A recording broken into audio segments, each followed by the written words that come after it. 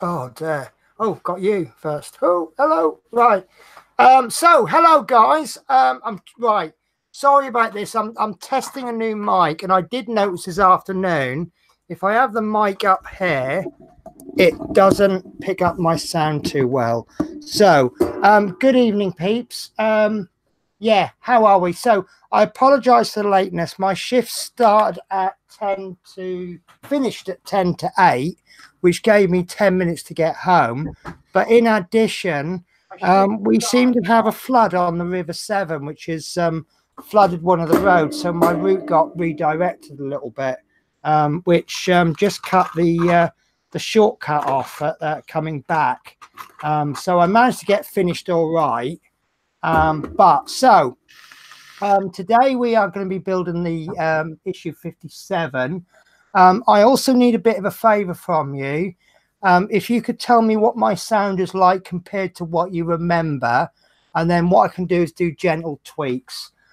So let me introduce you to my co-host, which is Horlicks. What have you been up to this week, Horlicks? Hello, everyone. Not a lot, just normal, busy working. That's about it, really. Just chilling out. So we now have the same microphone each, don't we? Yeah, we do. I got mine the other day. Now, we did have a bit of a test, and mine kept cutting out, but I think maybe I was catching a wire and it wasn't in properly, but I'm pretty sure that people will soon tell us if there's a problem. Yeah, Steve says a lot better. Yeah. Dave says she has ears. It is weird seeing you headphones. It's normally I look like this, and the reason I normally I mean, obviously I have the headphones that the sound come through the headphones, but obviously I've got the mic, so the mic's always in front of me. Now I've got this big old beast, which I can have if I position it just right. I mean, anyone who's watched any of my Twitch streams knows that when I make a tweak, it might take 2 or 3 streams just to get it absolutely perfect. But yeah, it's but when we played with Brains Gone Horlicks, when we played with Horlicks the other week, I'd said to him, let's hear your sound come through your monitor. We'll see how much of the sound from the monitor that the microphone's picking up. And, you know, my TV, in fact, I'll tell you what, I'm going to put my TV up on full blast. I've got my TV turned down to half. So let's put, and let's turn my volume. So if you could say something for me, Horlicks, we'll see how much we can pick up. Okay. So can you hear anything now? I can hear you extremely loud. Can you hear yourself? I can't hear myself. No, this is brilliant. And literally the microphone is this far from the TV, and it's absolutely brilliant. But I now actually have to turn the TV down a bit. So, right. So, right. Obviously, I've made an agenda. That's brilliant. So you can hear me through my microphone. You can hear Horlicks through his microphone. That's perfect. So, I've made an agenda for tonight. I've got a couple of frank things that I want to talk about. Obviously, I want to do the bus, and I got a fun story. I know some of you love my fun stories. Shall we go straight into the build first, or shall we be a bit frank and serious to start with? I don't know. What do you feel like? It's up to you. Okay, well, I'll tell you what. I'll quickly go through the comments, just catch up with people. I have an apology to make. Someone said that they'd made a comment last week and I didn't respond. Now, I don't do that on purpose. And I think what's happened is if you make a comment while I'm building, I'm not focusing on the chat so much. Once the build is finished, then obviously we focus more on the chat. So if you ever speak to me in the while I'm building and I don't respond, I promise you I'm not doing it on purpose. I know you've had that happen to you, haven't you, Horlicks? Yeah, yeah. So right, so hello to Roger Kendall, Fleetwood J, Adrian Langley. Big thank you to Adrian Langley again. He's done the scans for us so that when we show you the instructions, that's Adrian Langley to thank. He's also been doing a hell of a lot of work in the Facebook group, which I've now got the link updated in the description below.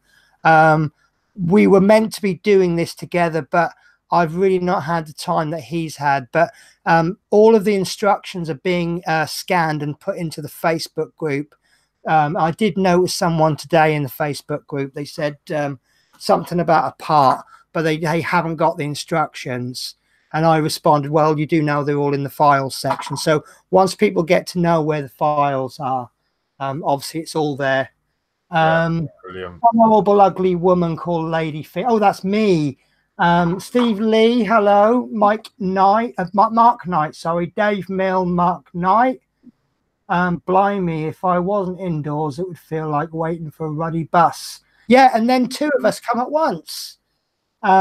Carol Webster, Andy M, good old Chris Campling, Mark Knight, Paul 61C70. Yeah, sorry, it's yeah, I like that comment. Hi guys, anyone wondering why Penny is late? Please remember she's a bus driver and it's natural, LOL. So yeah, Fisher, Mark Knight, Steve Graham, Chris, Michael John Wicks, hello. Mark Knight, Paul, Steve Grahams, Peter Whitlock, Mark Knight, Dave Milne, Mark Knight, Michael John Wicks, Mark Knight. Basically, I think that's everyone covered. Steve Hyson, Love Minis, hello, Love Mini, Steve Lee. Probably lots of people have been mentioned lots of times. Yeah, comments about that I've got ears. Oh, yes, I've got to do something. Bear with me 2 seconds. Oh, and hello, Cheryl. I'll be back in 2 seconds. I'm going to do something on stream that I've not been able to do so far ever. 2 seconds. What's she up to now? I bought these the other week for work, and I like them, but I can't wear them on stream. I can't wear them on stream because the headphones get in the way. So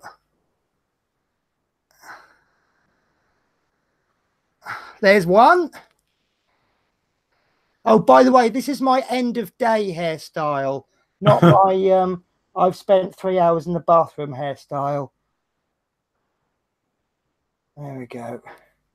So now I can wear my earrings.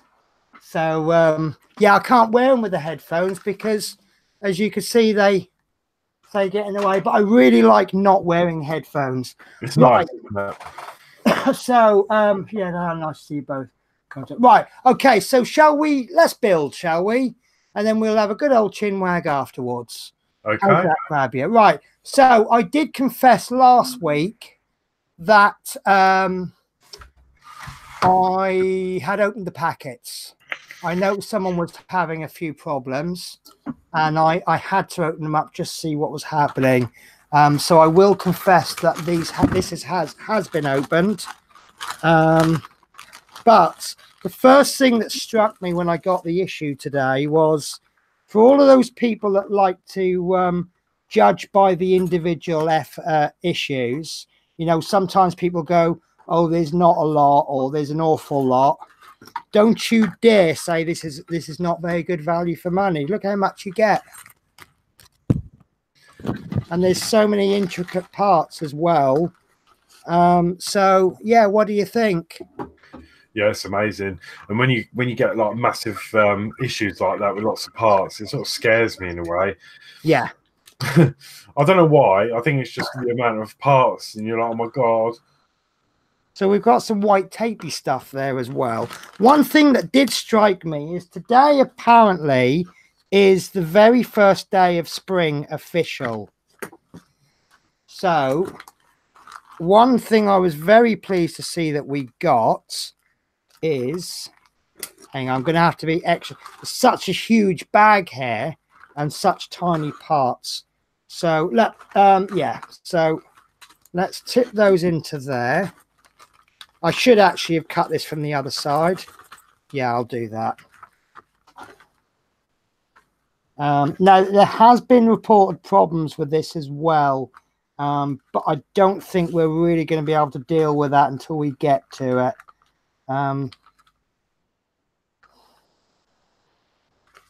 One of the great things about being not quite the first person to build this is I do get to see other people's problems. And then obviously the majority of people might build this after me, so they learn from my experiences. Right, so I just hope I haven't chucked these too much. There's a big old wire there. There's a piece of the plastic that I've not cut through properly. Loads of screws. God, it's massive, isn't it? Yeah. So if you don't like intricate parts, you're probably going to have a miserable time on this. I daren't just chuck the knife in there because I'm worried I'm going to cut through bits. So there's a wire there, and you know this knife is a surgical blade, so it'll even cut through that wire with ease. So as I have just seen a part flick. There's one.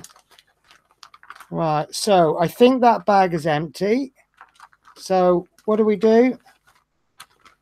Stick it on the side. Stick it on the side.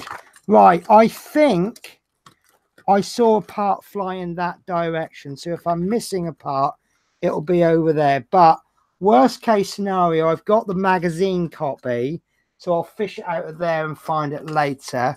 But the bit I'm actually quite excited about, today is officially spring, first day of spring, and we get this with the issue. So I'm sure that's just coincidence, but I'm just happy that we've got a spring with this part. So would you like to show us the issue, Horlicks, and then we'll go through the parts? Yep. Okay. So we're There going is loads, absolutely loads. Today, yeah, we're doing the roof panel and bell cord. Cord guides and ceiling lamps are fitted to the ceiling panels of the lower deck. The panels are connected and the bell cord is fitted. Right, lovely. So that is what we're doing this week. There is a few parts that you haven't got on the screen there, but I think that they're all screws, every single one of them. And I think we might have new screws as well. So I'll get my have we got any M screws? No, they're all P screws. Yeah. So I'll get my P. Oh, Chris Campbelling, I'll get my P pots ready.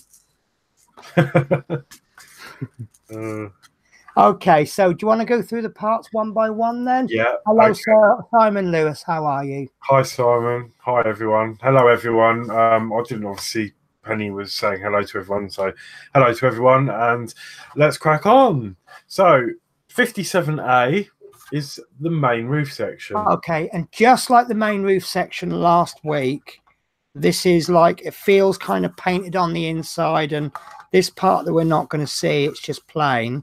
Now, this is massive. I think this is about half the length of the bus. So there's my hand on it. If I can find my ruler, there we go. So I'll put a 15cm ruler on it to try and give you an idea of the size. Obviously, you can't tell the size. Yeah, you can't tell the size just from a picture, but by putting a ruler on, I would say that this is approximately 32 centimeters long, not including these tabs. So it's not a small part. There's no wording on it this week, but I don't think it's going to need it. So that's that. Okay. So B is, oh God, there's so much going on this screen. There is a lot, and it's all over the place, isn't it? Yeah. B are 4 sockets. Okay, I think this is the sockets. We have 4 of them, and I can see that my camera's on autofocus. These are plastic, but again, it's a case of if it doesn't need to be metal, it isn't. But they're nicely painted, so we'll put those in there. Right, so C. Okay, C, ceiling lamps, and there should be 6 of those. Oh, I hope they're in a bag because I haven't got any if I haven't.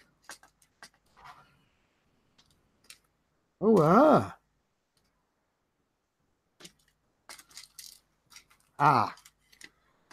right. There's 1, 2, 3, 4. I think there should be 5 of those, and I think that's F, Penny.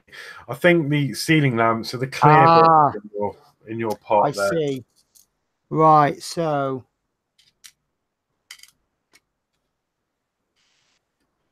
where do you think they are? Those clear plastic bits in your purple tray there. Oh, of course they are. Ceiling lamps. Sorry, I feel dumb now. So we seen these last week, haven't we? Yeah, that's right. And we had to put them in with tape. 3, 4, 5, 6. So I'll put these in this bigger one. This is a tray I made for somebody else. It's exactly the same as this tray, but because this person doesn't have the most wonderful sight, we do things in bright colors so it's easier for him to see. It hasn't done me any good at all, has it? Can't even see my ceiling lamps. Okay, so that's my ceiling lamps then. Okay. D, there should be 2 light reflectors. Okay, and this looks like them. And they're nice. This is exactly the same feel and look as the painted side of the roof. Paul's calling them the nipples. The nipples, yeah. Yeah, you're a naughty bunch, a lot of you, aren't you? Right. Okay. E should be 4 poles. 4 poles. So, is there any dancers out there? No. No, I've got a feeling I won't be installing these because I had a little bit of a sneaky peek and it looks like we're just popping those on. So I might actually just sort of test them and then not fit them until we're actually going to put the roof on. But we'll see. We'll see what happens. Yeah. So F for these parts that I've already shown. Cord guides, and there should be 5 of those. And I'm missing one. That must be the bit that you saw. Right, so let me have a quick 2-second look. I definitely saw one fly forwards, but I found one to the right. So even though I took my parts out quite carefully, I still didn't take them out carefully enough, did I? Do we definitely need... I found it. There we go. There's the 5th one. So 1, 2, 3, 4, 5. So a big few. Love Minis is going to ban the whole lot of you. Okay, so we've got them. G is the cord. G looks like this. It's just basically it's a piece of cotton. Probably about the same consistency as cross stitch. Is it like nylon? Yeah, it's a little bit thicker. I'd say this is more suitable for cross stitching than sewing, if that helps anybody. It's just a little bit thicker. So there we go. Brilliant. H is cable, J and J1. Right, so we've got a cable. We've got 2 bits coming out from the bottom. One is labeled J. It's not labeled very well. There we go. That's better. And then the other one is J1. So this is, and it's got a switch on the other end. A little bit like the brake. The foot brake. Right. So I'm going to guess this is the bell press cord, bell pull cord. So we'll test that later on, shall we? Yeah, good idea. Yeah, we'll have to probably test it twice, won't we? One before it goes on, and then one after the build. Yeah. If we go that far. So, I is a control slider, and that looks like this piece. So, what's that? Something going to slide in up and down there? Yeah, looks like that. Okay. J is a spring. and the spring has disappeared. I had that. You are joking me, aren't you? Yeah, you showed it to everyone and said it's the I've first. just shown it to everyone and now it's disappeared. Well, how could I possibly lose a spring?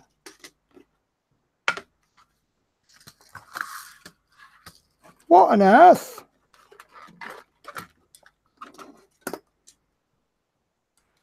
No. Hi, Richard. How does one lose a spring? That is bizarre. You did just have it, then you put it back in the purple tray. I did definitely put it in the purple tray. I'm sure you did. There it is. It was hiding. Hiding in the shadows. Yeah, okay, so there's the spring. I think I'm going to have to keep this yellow tray.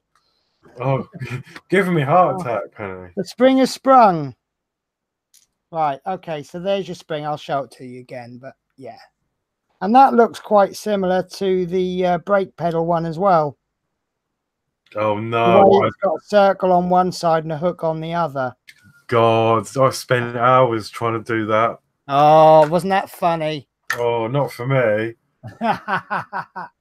Nah, it was all right. I'm quite a patient person. Hot news. We managed to persuade Trevor Rodway to do the build. I remember in the early days, Trevor Rodway was leaving comments along the lines of, I don't build this myself, but it's a great build. It's amazing. Yeah, and now we've got him to do it. Fantastic. That, if we ended there, I've had a success, I think. And also, I wonder if Richard's been tempted, because when he was on the show the other week, he is very tempted. He should do it. Go for it, Richard. Yeah. Go for it. Right. Okay. So. Okay. K. We should have 13 tape strips. 13. Right. This is a different shape. All right. Can you just do me a close up on yours? Can you do a zoom in on that K?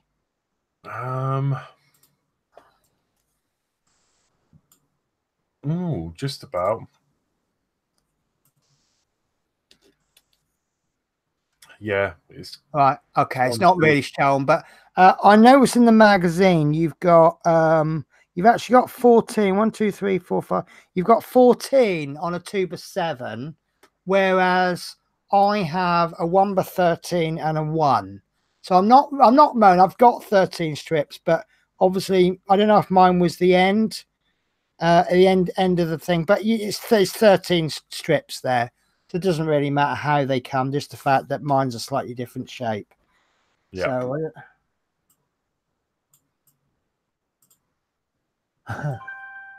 So yeah, sorry. Right. So next is LP. LP. Yeah. We should have 5. God, it's so busy, this instruction. I'm struggling. Yeah. LP. Yeah, there's 5 of those. Okay, so this is a brand new screw for me. So I'm going to make the new little box. And I think you would call these top hat screws, wouldn't you? Yeah, well, flanged, I think it is. Flanged? Chris's favourite word. Yeah, but we can't call them flanged because Chris Campling is in the chat. Yeah. So, yeah. Right, so 5 flange top hat screws there. And that's the L. DP, we should have DP 13. Screw. That must be these then. Oh, sorry, I didn't count the LPs. 1, 2, 5 in there. Yeah, that's right, yeah. Right, next is the DPs. Are they your new pots that you ordered, Penny? No, they are not. But no? So I need to get some more. One of my new pots did actually arrive today.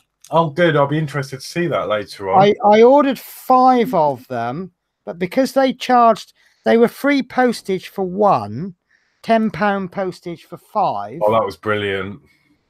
Yeah, I kid you not. So I ordered 5 individual ones. 4, 5, 6, 7, 8, 9, 10, 11, 12, 13. What are they again? DP. DP, yeah, 13. Right, and they will go with the DPs that we've already got, and there's some coloured ones in there. So I noticed that someone made a stupidly simple mod on their bus today. They painted these screws on the back of the seats. Right. Yeah, I haven't seen that. It's on the Facebook. See, it's all happening on the Facebook group. It's one of those mods that's so stupidly simple. You're like, well, why the hell didn't I think of that? Right. So anyway, sorry, I'm detracting here, aren't I? Okay, so next you should have AP screws, and there's 2 of those. Hang on, I P Q R S G. Oh, I can't do my alphabet.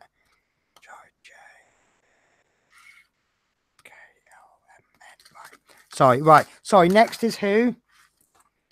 We've got AP screws. And AP should be, screws. yeah, 2 of those. There are just 2. So I think this is the worst unboxing I've ever done. Right. Okay, there's my 2 AP screws. Okay, JP, you should have 7. Okay. There's my JPs.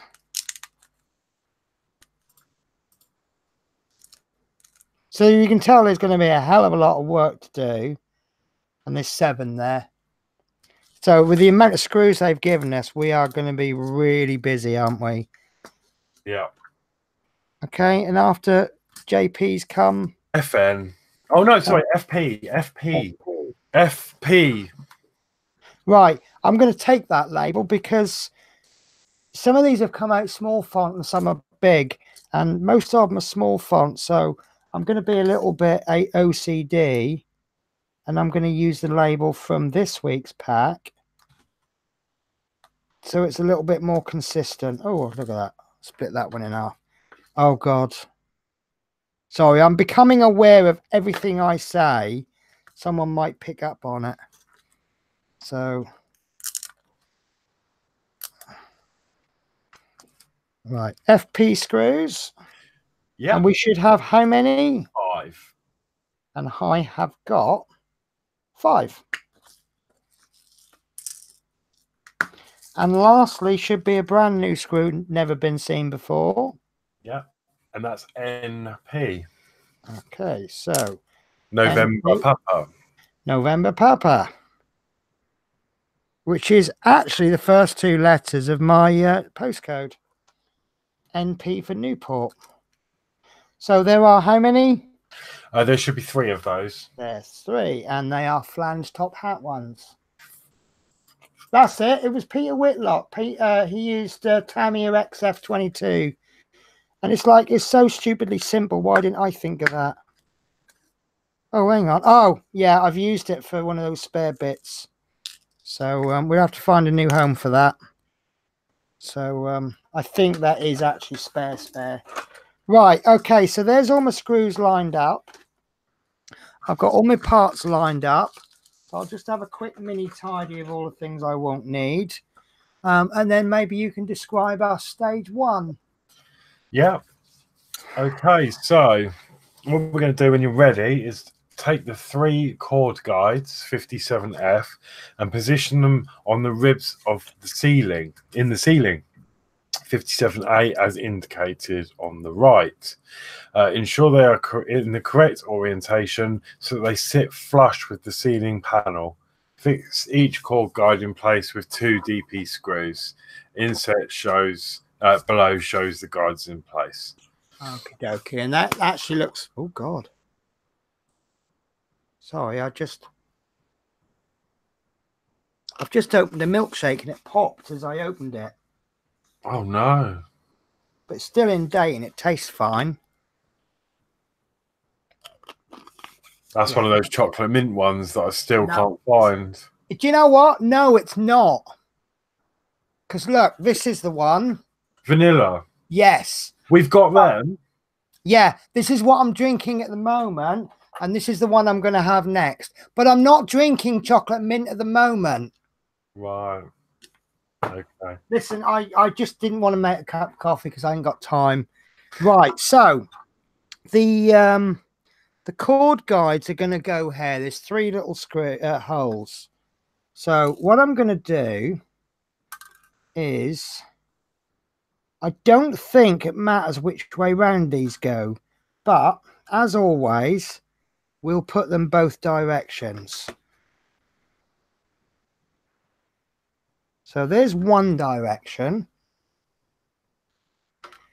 and there's another, and that's what I thought. You've got a locating peg on the bottom, as you can see. The locating peg goes into the middle, and then the screws will go through the 2 remaining holes.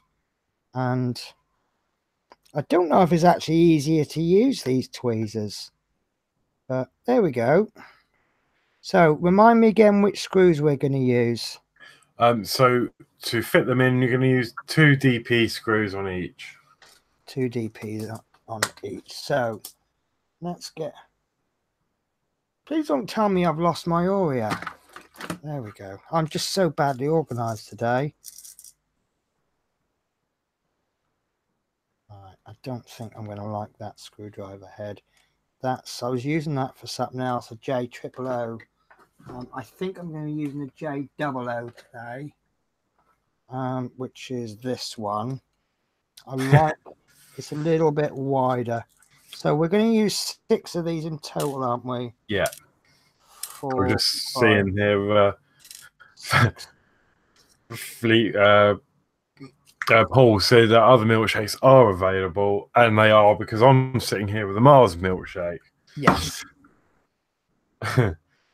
I got into the Yahoos years ago because they're actually quite cheap, but they've been reducing the quantity. I think as milkshakes have become more popular, because they used to be a cheaper alternative to fizzy drinks. Right, so I've put the first screw in just enough to bite, as I always do, and then I'll put this second one in. It's just ever so slightly fiddly, or it might just be I've not got my arm straight. Right, I don't like that at all. That's like I've put the screws in at an angle.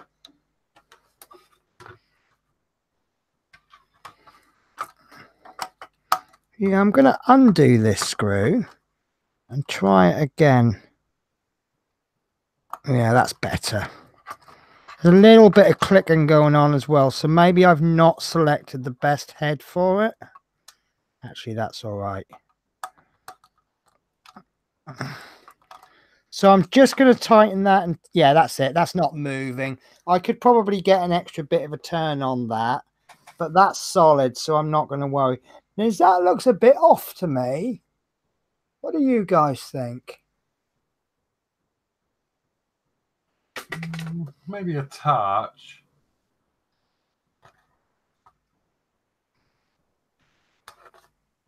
We'll see how we get on with it. Probably won't show in the grand scheme of things. Right, so I'll pop the second one. In fact, let's go the other end, shall we? Let's go outsides and then middle. So line up the screw. It's quite handy actually, because we're working on the invisible side down. So if I should accidentally put it down and scrape on something, it's not going to matter because it's not going to be shown.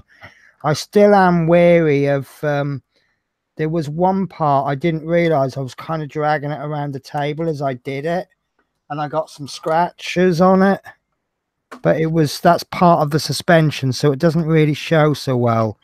So it's a little bit lucky there, but obviously I am wary. I don't want it to happen again. So first screw in just enough to bite.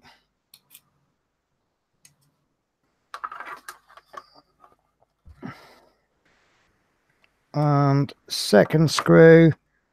Sorry if you can't see me too well. Okay, that one seems a little tiny bit off as well. Or maybe it's just my eyes are off.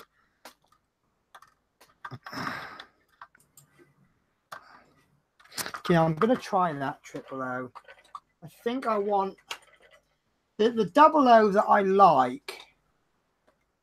There, it's a little bit wider in it, and I like that grip, but sometimes this one's a little bit better because it goes in a bit deeper. So I'll see if I get on better. I don't really like...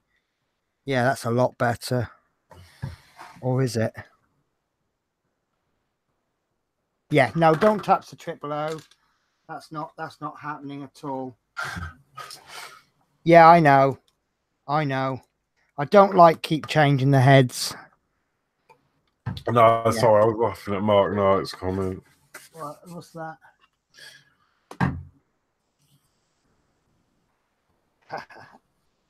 Do you know what? Oh no, I've got the screw head stuck in there. Look. Oh, look what I found the other day. Do you remember this? God, yeah. I haven't seen mine for months. I came across, I was just fiddling around with some stuff, and there it was. I'm like, oh my God, I've not seen. Yeah, I just, yeah, if I met someone on a night out and went back to my place, you know, would I be like, right, well, just pop it in just enough to grip, and then pop it in and just until the resistance grows a little bit. Right. Okay, I am actually happy with that now. That's not moving. So, God, how do we get on the conversations that we get on? Funny. It is funny. Okay, so final pull thingy cordy holder. It's on one tonight. Yeah. I heard Fat Boat say that. I haven't seen mine for months. Wow.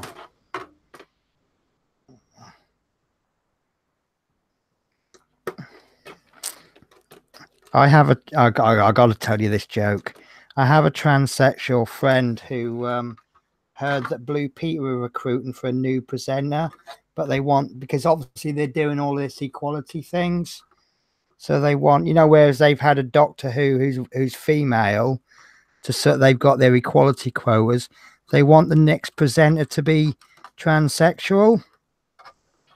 So my friend has sent in a photo and signed it on the back and said, here's one I made girlier. Oh, dear. I'm going to hell for that joke, but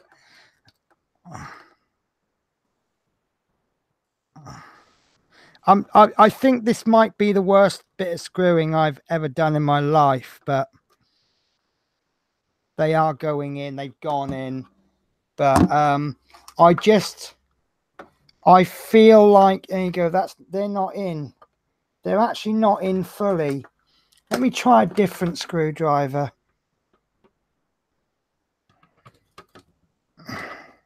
Yeah, I'm actually, the Oria don't seem to be doing it for me on these ones, which I've used these before though, haven't I? Yeah. I mean, I said I was happy to stop where I stopped. Actually, that one looks a bit more straight now. Let's go back to this one then. Yeah, look, I don't know if you can see, there is a tiny gap.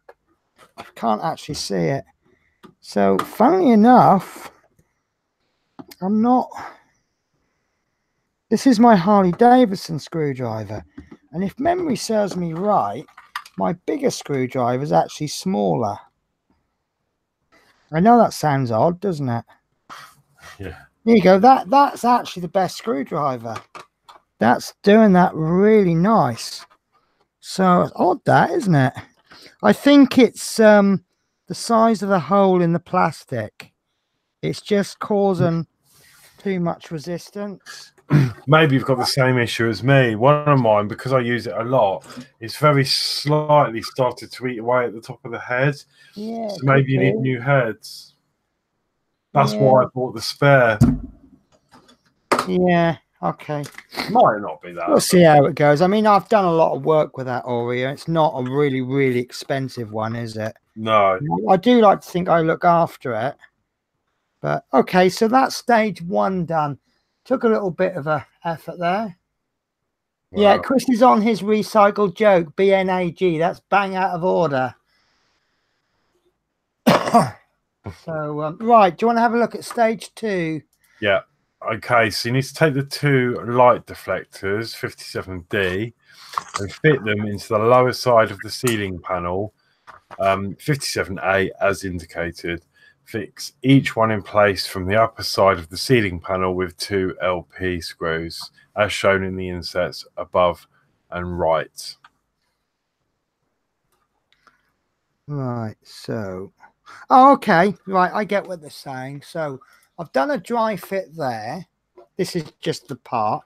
So that's being pushed into there, is it? Like so. And then we flip it over and attach it with 2 LPs. Does that sound right? Yeah, that I is think right. I've definitely got the right side because I've got this little notch there. And if you look at the picture on 2, there's that little notch just between the 57D and the 57A. And they're both cradling this way as opposed to that way. So, and now I can see why they've given us top hat screws, because it's going to just be a little bit bigger there. It's going to rest onto that. It needs to actually be wider than that bit there.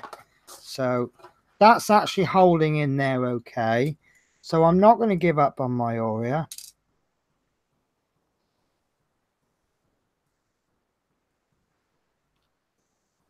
See how we get on with it. I say I don't want to give up on it. I love this screwdriver. But I actually didn't. I've done the Terminator 3, and I didn't use. I am going to try this bigger one. The JO. No, that's a J000. Oh God, what am I doing here? I'm going screw, screw, screw, head, screw, head, screw, head. Right. Ah, that's better.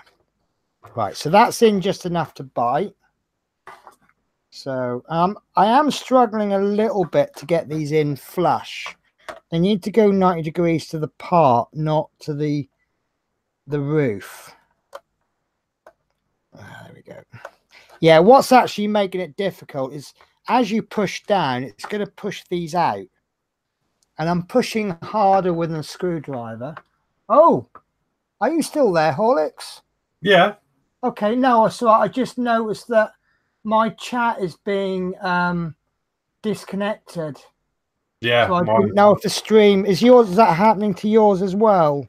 Yeah, chat disconnected. Please wait. And then it says connected. Then it's disconnected. So yeah, I don't know if it was my connection there, or I didn't know if the stream had ended. Yeah, I forgot to say that at the beginning. They've my YouTube is now defaulting to a new studio beta thing, but the chat isn't being the stream isn't being automatically connected with Google Hangouts. They're asking me to use a third-party software, but the third-party software I can't do 2 people streaming. Right, there's the first one. That's in tight. I'm happy with that. So the second one obviously is going to go in exactly the same, but on the other side.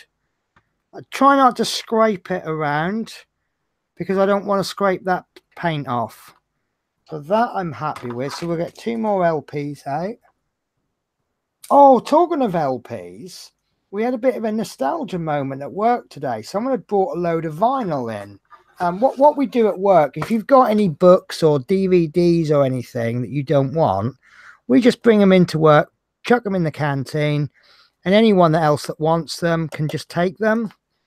I've had a couple of DVDs at work, but someone brought in like loads of vinyl, bit of Barry Manilow, bit of Shirley Bassey. For some strange reason, they didn't leave a note and say who left them. Bit of gospel music. Right, there. Oh, that one's gone in a lot easier because I know what I'm doing on this one. Be careful; it is possible to not get them in straight. And that's. I'm just going to give that another quarter of a turn. I just feel it's a little tiny bit loose. There we go. So I'm going to guess that the reason that this bit exists is to stop the light from shining into the driver's cab. to deflect the light back that way. Oh, I see. Yeah. Yeah. So I like that explanation anyway. So, stage 3. 3. We are going to position the 4 sockets 57B in the recesses in the underside of the ceiling panel 57A. Fix in place from the upper side of the panel with 4 FP screws. Inset above right. So that will be these bits, I assume. And I can now see they've got, what do you call that? It's a circle, but one side has been flattened off. Oh, I see. Like a bit like a semicircle. Yeah. And they're shaped to go into there. So this will only go one way. It doesn't appear to make a difference. I can't see why it would be any different that way, but obviously that's the way they're going to go in. Probably, I guess, to stop them from rotating. Yeah, I reckon they've done that. Yeah, like you said, like when you screw them in so they don't start spinning. Yeah, if you start spinning and they're screwed in, you could end up undoing the screw. So we're going to be using FP screws. And there's 4 of those. So I'll try not to get 18 of them out. Yeah. 1, 2, 3, 4. Right, so trying to think of the best way. The only way I can think of doing this, because it's quite a large part, I'm going to pop my thumb over it and screw that in. And that can go straight in because I'm not trying to line them up. In fact, I'm going to go halfway because I can feel the bottom bit trying to move. So I'll give that a quick double check. That's back in. A couple more turns with my screwdriver. And I'm happy with that. There's no movement there. So I'll do this side next because I've already got my thumb and everything arranged for that side. And then I can rotate 90 degrees. Just find a comfortable working position, really. So, oh, that one's not quite flat. Right, so it goes. Ah, this one's not moving, so I'm pushing it harder with my thumb. So, and obviously once you've done 1 or 2, you know roughly how far the screw's going to go. Let that in first time. So you kind of know how far your screw's going to go in before you need to start slowing down. So that one.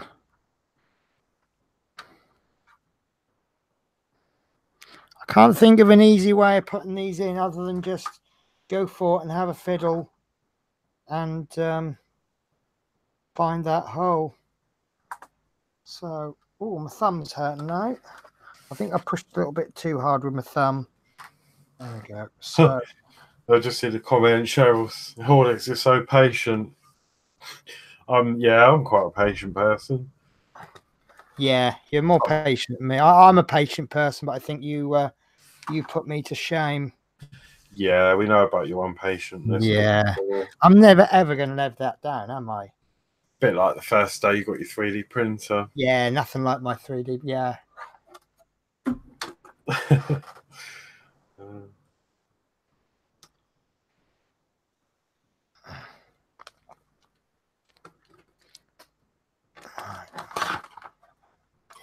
I'm happy with that. So there's the top of the grab rails.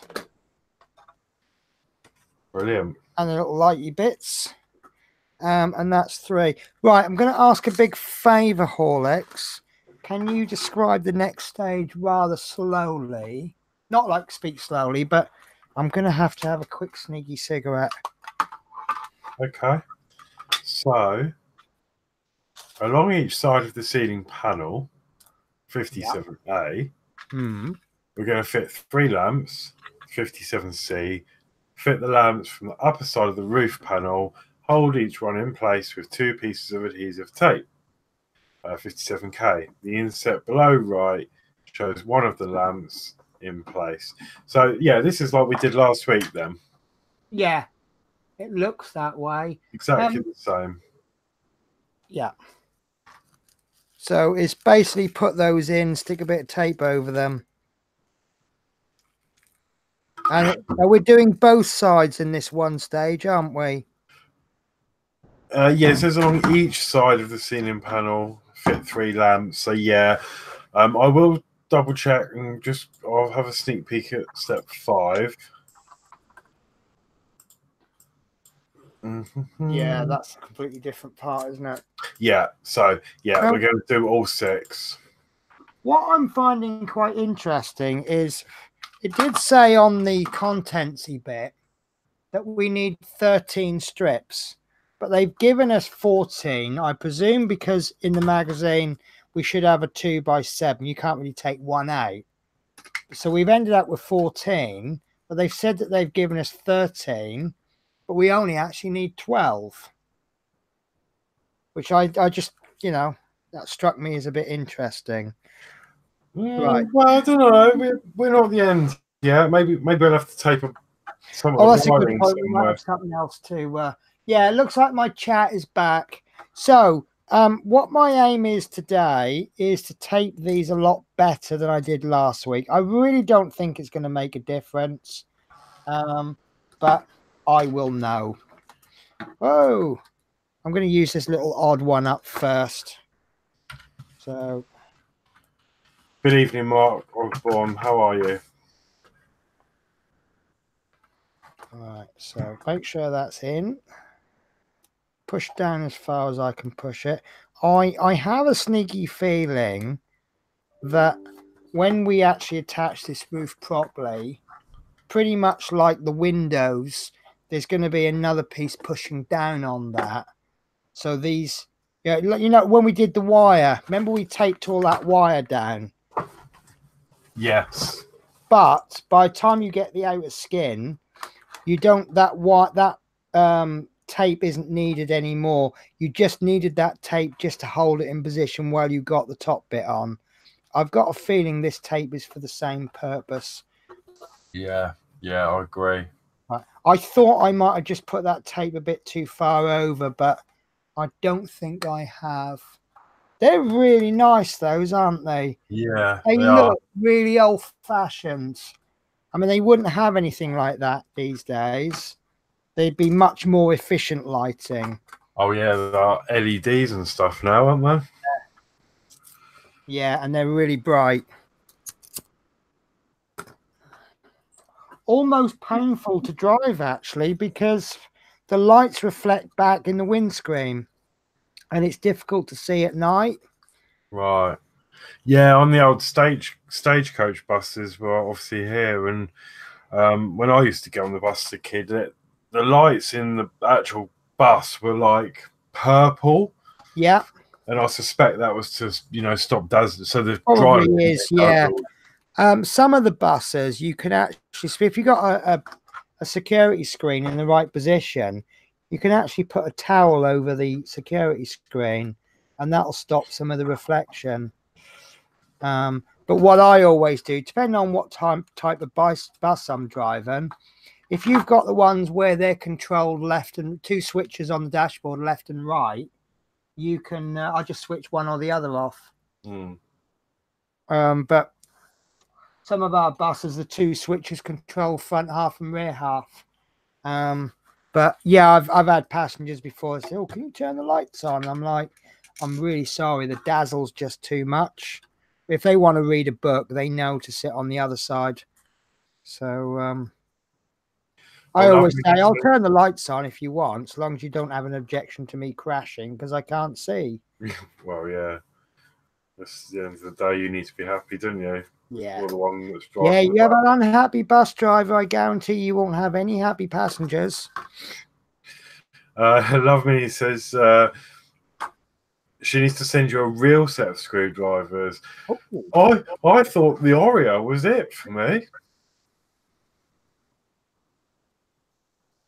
Here's an interesting situation. I can't get this strip in the way that they've said because of the screws. So I'm going to have to put it in like that. Well, I suppose I could put it over the screws, but that's a lot easier. And in all fairness, well, you can't really push that out because it's being blocked there, but that's in quite well. So I'm going to go with that. So I've done that a different direction. So I might for shits and giggles just do that over those there on this side. Let's see how that goes. And that doesn't want to fit. That's quite a stiff fit. It might just be the hole not cut. So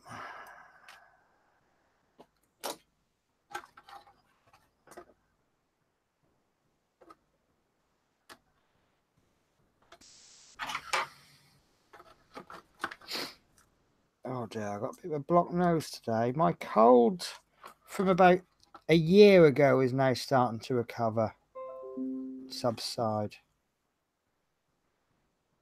Yeah, I don't like that I'm going to leave this because I've done it like that, but I think I'd rather have it that way and not cover the fact. Actually, yeah, I can lift that up. Yeah, I'm a lot more comfortable doing it that way. So all the others will go straight across, but that one, I'm really not comfortable with it.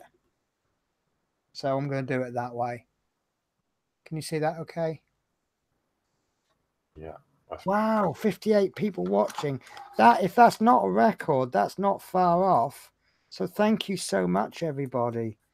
Oh, I've taken the strip off. I haven't put the light in yet. Yeah, Top tip for you, put the light in before you put the strip on.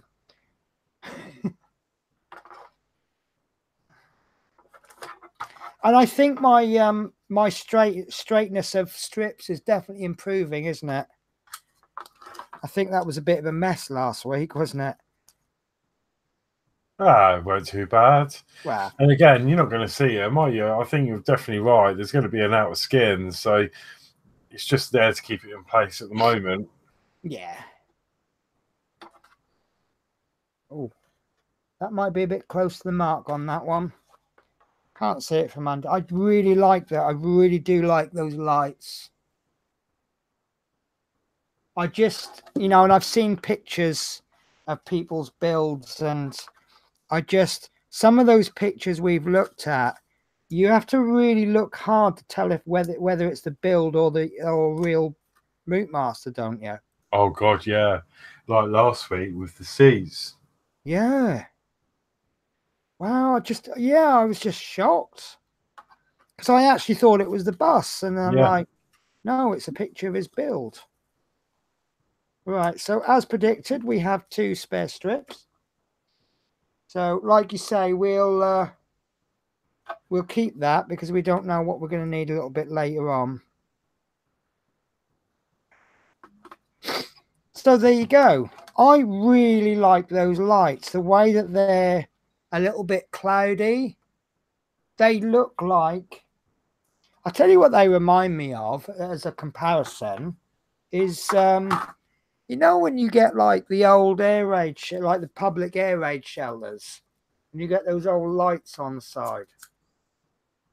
Does that make any sense whatsoever? Probably not. No. Okay. I'll just pretend I didn't say that then. No, I mean, no.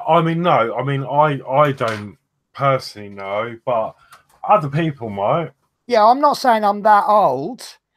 I was around in World War II. No, I mean, I haven't seen any air raid shelters. Well, like the lights on the underground and that. Pearl light bulbs, that's it. I've only been on the underground once. Have you? And you live a lot closer than I do. Twice, actually. Right. Yeah, but it's just so expensive. You know, the trains are so expensive now. Yeah, see, now I was spoiled in Norfolk. We had such good deal. If you book like 2 weeks in advance, it was literally pennies to get to London. I think in the past I've travelled first class for £9 or something. Right, shall we progress on to stage 5? Yeah. I'm starting to get scared now. getting there. Right, okay, let me just sort this out. So we need to take the rear roof panel, 56A, supplied with the previous issue. Yep. And fit the 2 cord guides to it. Fix them in place with 2 DP screws. So the inset below shows the cord guides into place. Okay, so I'm just going to put this week's roof piece away, just out of the way. So this is last week's build. So we've got some spare holes there, which looks exactly the same as the holes for these. So now I do notice that on the magazine no, I thought they actually had the other piece in show, but it's this piece. So I can see that you've got the light there and the light there. You've got the bar there, which now looks more bent than it was before. So I think I am actually going to remove that locate and peg at another stage. So we've got 2 more of these, which are obviously going to go in there. And was it stage 1 we put these in? Yeah, stage 1 we put the 3 in. Exactly the same as stage 1. So I'm assuming it's even the same screw. I'll deal with that one in a minute, rather than trying to deal with 2. We'll pop 1 in. Okay, while you're having a screw, I'll be back in 2 seconds. Okay. So 4 DP screws. You see, I've really not got my screws organized today. I think it's just too many to be really, really organized. So 1, 2 is about 15 gone on there. Only wanted 4. And I think that is. Oh. I was trying to pick up the shadow with my screwdriver there. Right, so DP screw, which we put in with this one, didn't we? So put that screw in just enough to grab. I really like not having headphones. I just feel I've got so much freedom. Yeah, it's good, isn't it? Yeah. Well, it's like when while you were describing that previous part, I actually got up and I went over to where my bus is, and because obviously I put this on the bus for safekeeping, and I could still hear what you were saying because the volume's now coming through the TV. Oh, little update. Like, no one knows about this yet, but that issue is being replaced. What issue is being replaced? Oh, well, I was discussing with you the other day. Issue 40. Oh, good. She was very nice. She said, "Yeah, we are aware. They're going to send me another one. However, we may or end up with replacements anyway." But right, okay. So I've got very, very lucky with mine then, have I? Yeah. Are there many people out there that had? Are we going to stay the part or? Yeah, you can do. Yeah. Okay. So the driver's cab. A lot of people have had problems with that driver's cab. Is there a lot of people that have had no problems with it at all?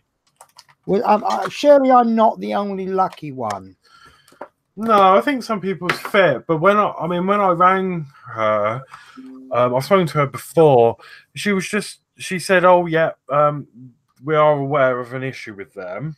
Yeah, I think the issue really was with the packaging. Yeah. Royal Mail and that they're not. They lump everything in the back of a lorry, and it's cost effective for them to do that. But Stephen's had 3 replacements of issue 40. Oh, but you were right fed up by the time you got the 3rd one, didn't you? Well, yeah, because I was in a panic and I was actually playing with mine, so I need to film it. And I was just, I need to film the next one. I did a quick test fit and it didn't seem to go on right. So in the end, I got fed up with it and actually bent it myself. And I seem to be having a good fit now, but I don't know until I've obviously finished the issue. I haven't even started the issue yet to put the windows in. So we'll see how it goes. But I have ordered another one because I don't think it's right. But long and story short is they're aware of the problem. or a problem. I think And a lot of people have rung up, haven't they? yeah, so she straight away did me a new issue, no quibble, and she said that they may. She didn't say for definite, but they said that it may come to them replacing it or sorting something out further Well, I down hope the they're field. going to do it soon then, because Well, yeah, we've that's already what I put was that thinking. on, haven't we? Yeah, Because I tell you what, I mean, all right, mine's fine, but I think, to be honest with you, most people, if it's you wouldn't start on the roof, you wouldn't attach the roof if you wait, if your cab frame is bent, you'll be on the phone straight away to say I need a replacement. And I think only a fool would put the roof on if they know they're waiting for a replacement cab, wouldn't they? So, sorry, I'm just going to take a quick few second break. I really just need to blow my nose, and I don't know how to mute the microphone. So, I'm sorry, guys. You're going to hear me. I think you can only do it. Oh, I can mute you.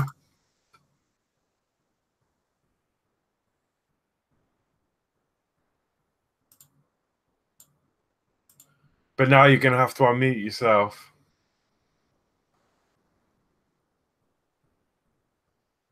Hello? Hello. There you go. Oh, did you mute that? I muted it for you, but then I realised I couldn't unmute it. See, guys, right now you know why I say this nearly every week, but this is why I have Horlicks for co-host. So, I can breathe. Do you hear that breathing? Yeah. Oh, I found that is the only. I'll just see what my third host thinks. Oh, wait, I've just tipped everything over. I've had R2D2 running for the last few days, and he's on interaction mode. And he just sits there moving his head side to side. And every now and again, I pick him up. But I did treat him the other day. I put Attack of the Clones on. So, no, I'm not poorly, Stuart. I've just, when you have a cold, you get a cold for about a day. And then for about a week afterwards, you've got like what I call the after effects. But I just seem to have the after effects for so long. I think it's the buses we drive. Anyway, this isn't getting the bill done, is it? No, it's all right. So let's have a look. But Dave Mills just hit that on the head. If they packed the cab better, they'd not have had that problem. Yeah, I found that. Is it. It was very well packaged, I think, left and right on each side, but it was the top that was the problem. Because of where it sits in the blister pack. You could push it quite freely from the top, and I think that was the main problem, bending them. But yeah, we'll see. Right, so we are on step 6 now. So you need to turn the rear of the roof panel 56A and identify the fixing point for the cable J1. Okay, yeah, right. On the upper side of the ceiling panel, fix in place with an AP screw. Be careful to ensure that the contacts remain open when tightening the screw. Right. Okay, so I'm going to get an AP screw ready. So this might be a good time, if we've got time, to test the switch. Okie dokie. Shall we just do that then? And this is going to be really simple to test. And I might actually have been able to make it even simpler. I'll explain why in a moment. First of all, it's going to be quite simple because it's going to be a continuity test. We just want to run a current through. So that's going to be this one. And we just check it's working. Nope. There we go. You can probably hear that better as well, can't you? Yeah, I can hear that. Right, so this is yet another opportunity to thank Adrian Langley. Because Adrian sent me some little connectors, which he's put some wires on the end. So if this is going to go how I think it is, I can actually not connect. Oh, that's a shame. Okay. Oh, it's the wrong side, look. Oh, hang on. Yeah. No. Ha. Okay. So, all right, ignore that idea then. That was a good idea in theory. So, yeah, we can get some connectors. Adrian has shown. Adrian, if you're watching, would you be able to give the link to those little connectors? Adrian's actually made these for me. I think they've got this on one end. But you can buy these where they've got 2, 3, 4, 5, or 6 on them. I might be wrong there. That's a good idea. I need one of them. Yeah. But you can see if I had the other side of this, Yeah. that would have just plugged straight into there. Yeah, yeah. I don't know how I'm going to test this. I can test this, no problems. I don't know how I'm going to test this yellow and green wire. I really don't. That'll be just continuity from one end of the plug. Yeah, I can't see how I'm going to connect it. See, this one, I'll get 2 jumper wires. And what I'll do is I'll shove the jumper wires in there somewhere. There.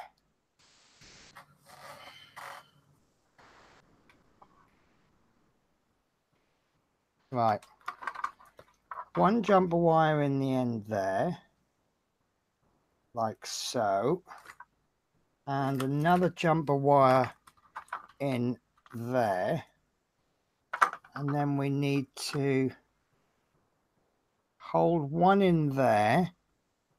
And the other one, you can't see what I'm doing, guys. I'm sorry. And that's either not connected or they're the wrong way round. It shouldn't matter. Continuity. It's not working. What wires are you touching? The black and the red one. Yeah. Oh, right, I see. Yeah. I think last time you tried this, you had to put them into the side because they wouldn't go into the holes.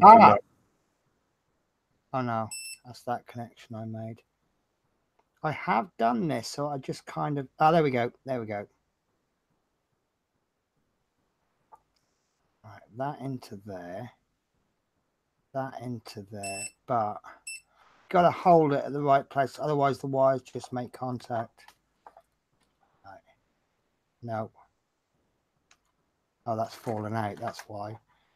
Right, so... This is really fiddly. So, oh, brilliant. Adrian's just sent the link to the connectors. Right, that shouldn't be working. So, okay, so that's not... I don't think I've done that right because there isn't a connection being made. So, let's try it this way. I would have thought that's... I mean, it might be I've got this the wrong way round. It could be that I've not made full contact. Right, let's try that. Right. Or maybe it is actually red on red. No. So we have had some of these. They're the wrong way round, aren't they? Yeah, it shouldn't matter with continuity because it's just testing the circuit. Yeah, but if you go red to red, if you do it the wrong way round, you're not going to complete the full circuit, are you? Yeah, because it's just a simple push switch. No, but what I mean is, if I do this, that's not going to work because I've connected them to the same port. If I did that, then I get continuity, don't I?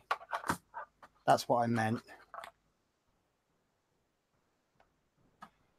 Do you know what? I'm just going to have to trust this. I don't think I'm going to be able to... I can't figure out how to test it. I think the first time you did it, Penny, you actually masked the cable to the desk and then used the normal probes on your multimeter. You know what? Yeah. To push into the side. Okay, let's try that then. This is why I've got two different types of probes now, isn't it? Mm. Right, okay, so let's take them out then. I'll keep those jumper wires just in case they come in useful. Right. So, red on red, black in the black. Sorry guys, I know you can't see that. Right, that works. So let's pop the bit over there.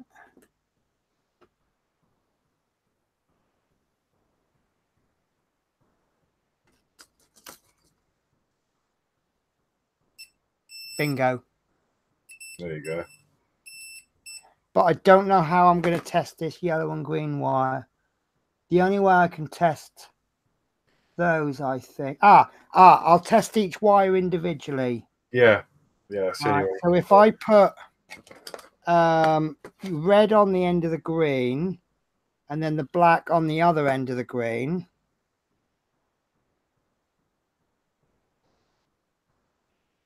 That works. And then I put it onto the yellow.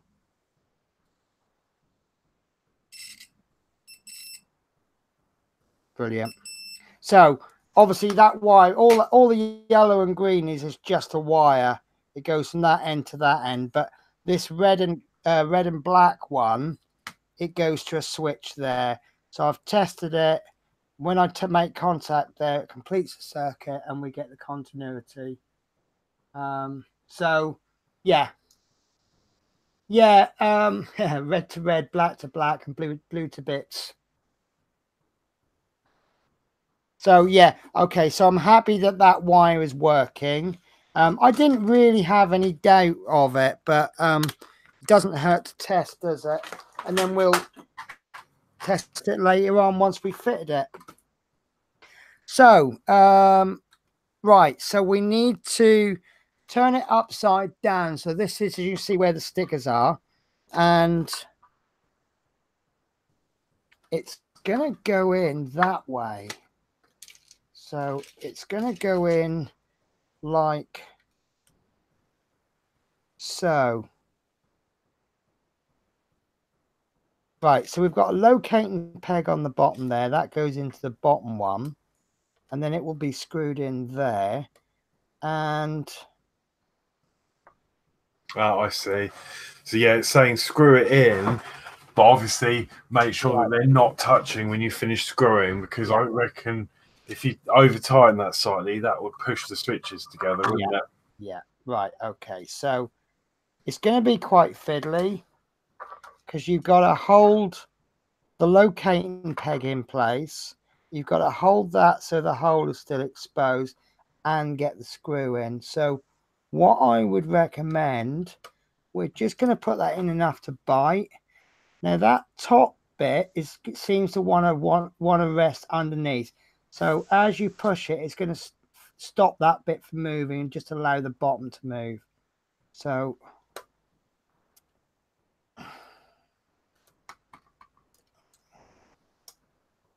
yeah, right, okay. So if I loosen that off a tiny bit, I think I have a feeling that is actually touching, but I think it wants to be not touching by a very minute amount. So I'm just going to get the continuity meter on that again.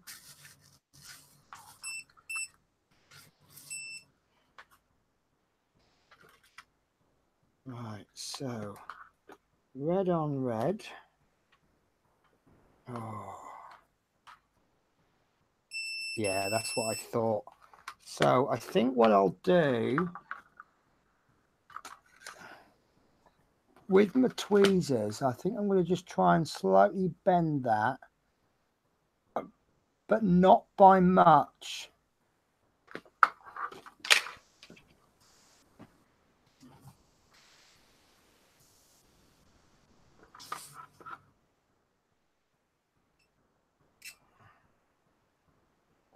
I think that has done the trick.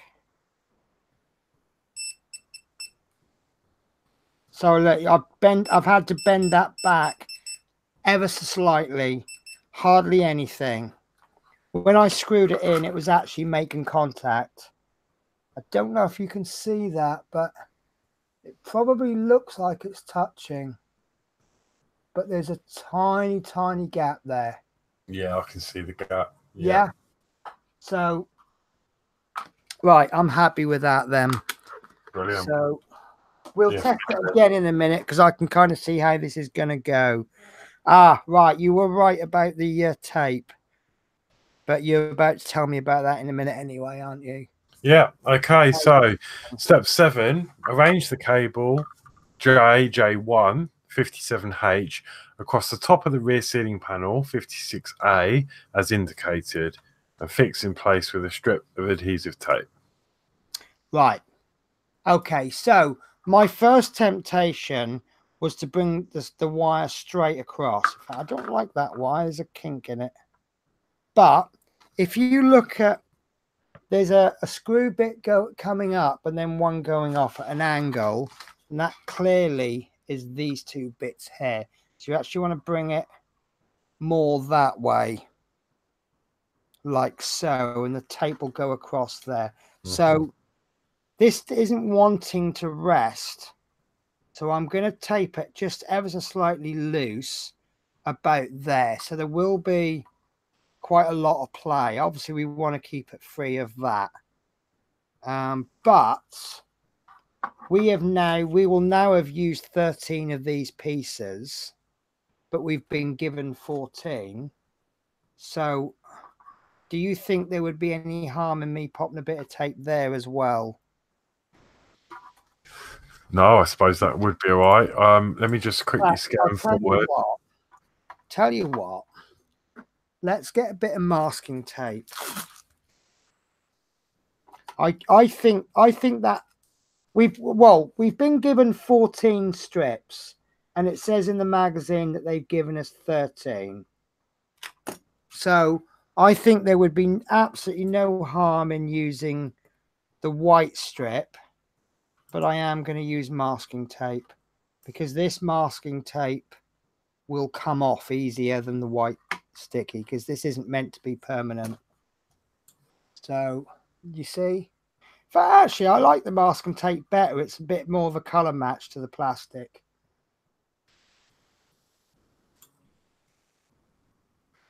Do you know what, Michael? Michael's installing the switch. You could put a small piece of thickish paper in between the connectors.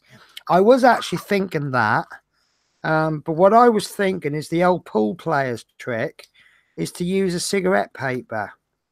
I used to have an old pool captain. He used to say, if I can get a cigarette paper there, it's not a touch and ball. So that works really well. This is, for description purposes, this is a thin piece of card.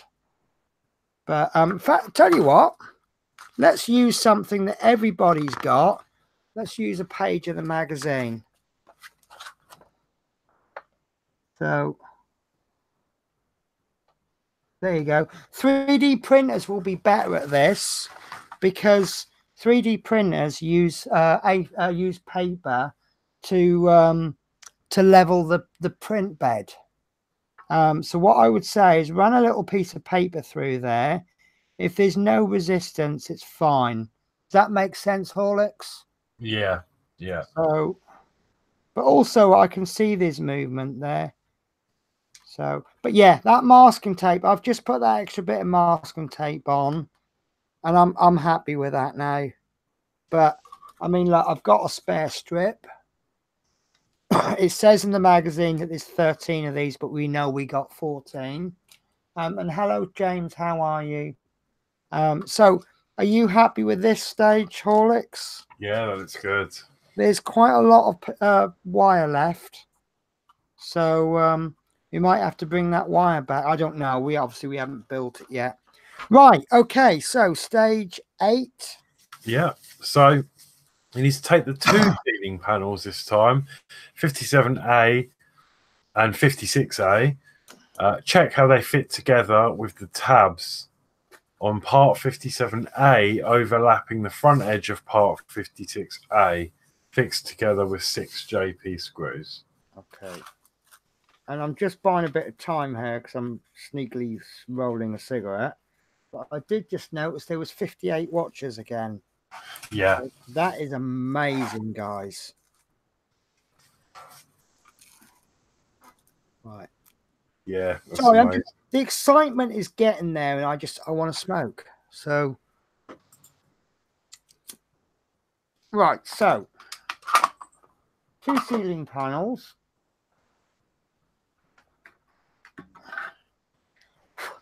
1 ceiling panel.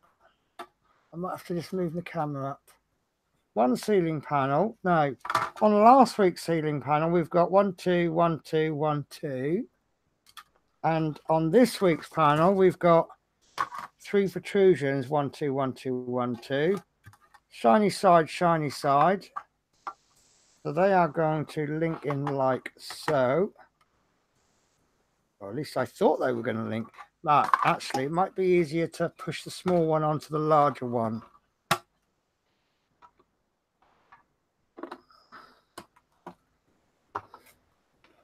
Oh, wow. Look at that fit. Yeah. That is brilliant. I mean, we know where to look, but that is pretty damn near. If you didn't know and I said, right, where's the fit? Where's the brake? Could you tell? And we haven't screwed them in yet. So I think it's safe to say we can screw those in. So the way I'm going to screw these in is obviously with JP screws, which are here.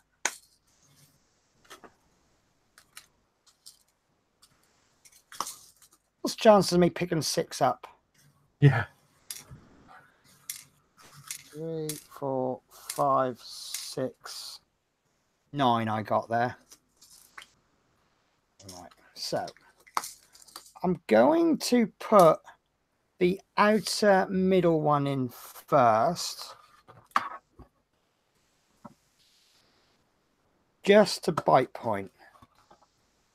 So we can just double check the alignment is still there, which it is.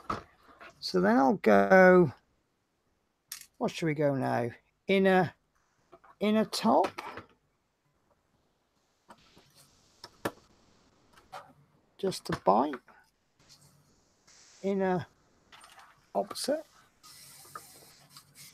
This is getting a little bit more difficult to handle now because of the size. I'm quite wary if I hold it on one side, it might be tempted to bend. It's not really heavy, but it's certainly not light. Oh, that one didn't really want to go in. I think it had just gone ever so slightly off alignment. Can you still see me? Oh God, yeah, I'm miles away. Yeah, Kevin, we are aware of that. This is why each stage we do, I'm getting a little bit more scared. I know there was one post that was made, and he said that he's not bothered because he's not really going to use it. And I would be similar, but I would kind of want to be, well, I'm not going to use it, but I really want it to work because it should work. Right. Yeah, I'm happy with that alignment. I mean, like I say, once this is built, I am going to play with this so much. But once you've gone through that initial playing a lot with it, it's going to sit on the shelf. And obviously, when someone comes around and go, I like your bus, then I'll switch it on and I'll show all the features. But it won't get, once I've had it about a month, it won't get played. It'd just be a showpiece.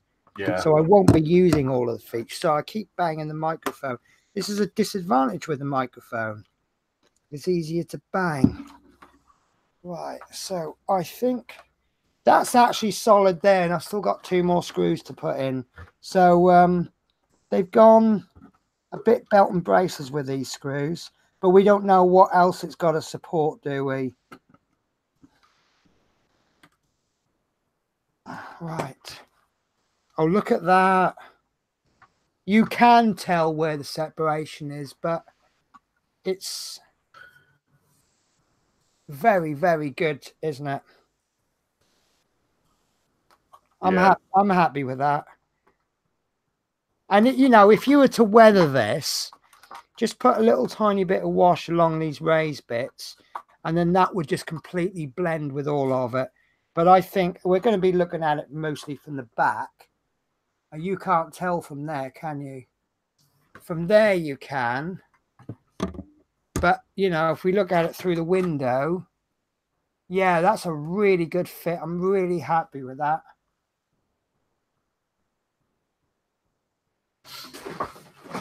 So, yeah, loving this. So, should we have a look at the next stage, which might be the stage that I'm dreading? Yeah. Okay, so... Just if someone's built it before me and they've had a problem, then I'm like... Because the guy I saw the post of this morning, he's not a useless builder. You know, he's a builder that I respect. So if it goes wrong for him... I think we're all right, because I have seen it, and it looks like it may have been faulty switches, because they were in half, but we've already tested your switch, and it is working. So I think we'll be all right. I think you're the lucky one again. Okay. So, first of all, it says, do not overtighten the NP screws. Part 57I must be able to slide when the bell is pushed and spring back when it's released.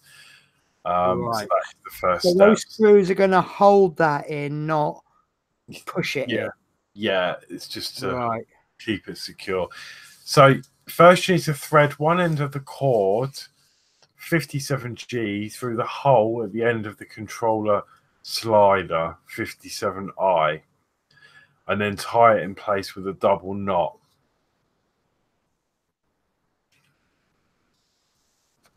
Oh.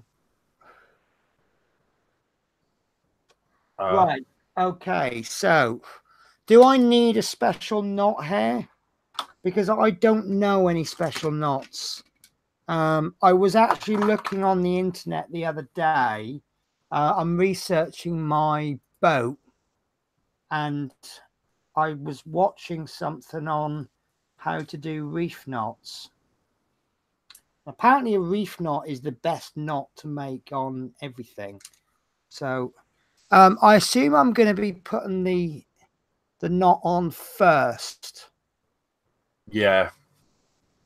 Right. Okay. So I'm going to test fit this first, so I know which side is which. So that's going to go on. Oh.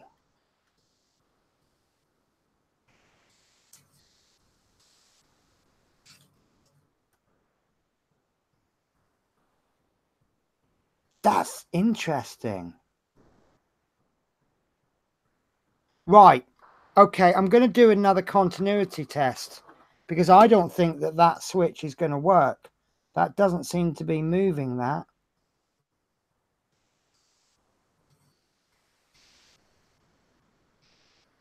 So I really want to do a continuity test, which means I need 14 hands. Okay. Well, that wouldn't be a massive issue. We can get around that, but let's test it first. Yeah, right.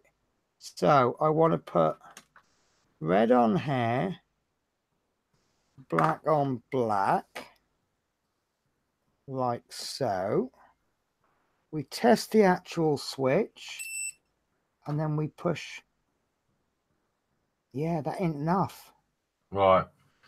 So my suggestion is just try this.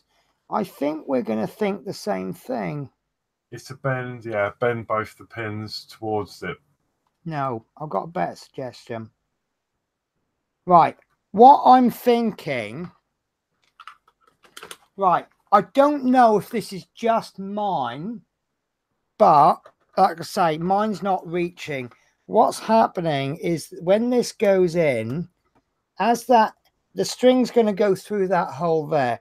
So when you pull the string from underneath, it pulls that down, and the spring being there, it's going to pull it back when you let go.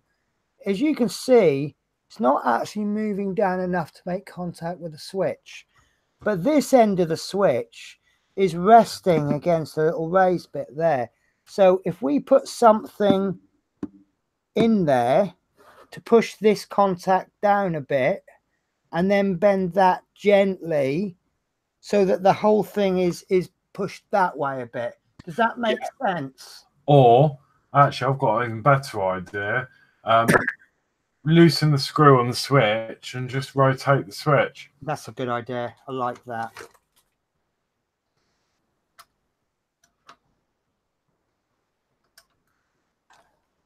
No, it might not rotate because there's a locating peg there.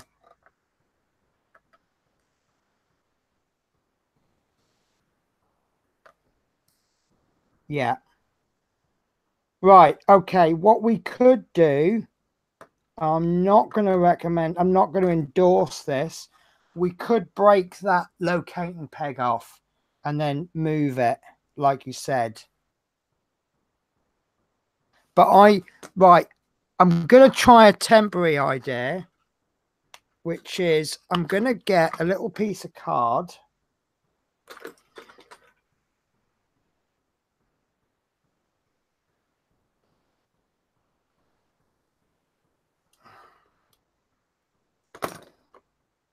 This is probably going to be too big, but I'd rather it was too big than too small.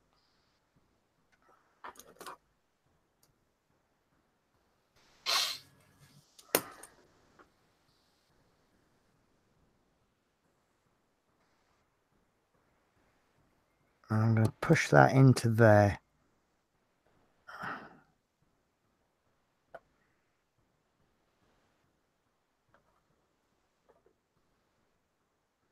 Right, so that should be permanently on now, where I've pushed that out. Yeah? Can you see what I've done there? No, you can't because of the focus. Focus!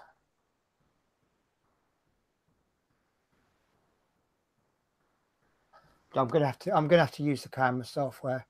Sorry, guys. This is going to take a minute or two. I do apologize. So basically what I've done is I put a little bit of card in there to push that switch up. But now it should be making permanent contact because it's resting against the other part of the switch, which it is. So if I now gently move this top, is that loading up yet? Why is my camera software not loading? It's still loading. So what I now need to do is, I don't know if that's going to work either.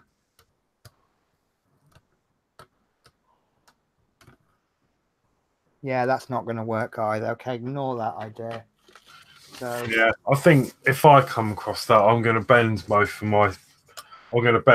my pins back slightly. See, I'm not comfortable with bending them.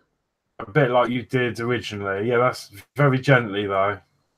Yeah, bend it from the bottom bit there. Yeah, very gently. That's what I would do. Okay, that might actually have just done it because I've actually pushed that. Ah.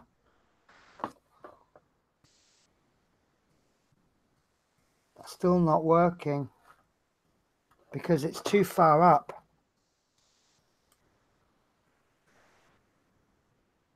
Right, I think that's going to work. I've just I pushed that bit of card in and then I've pulled it out again. And it seems to have permanently bent that that switch up a little bit, but in a positive way. So, right, if I hold, this is going to be so difficult to explain what I've done.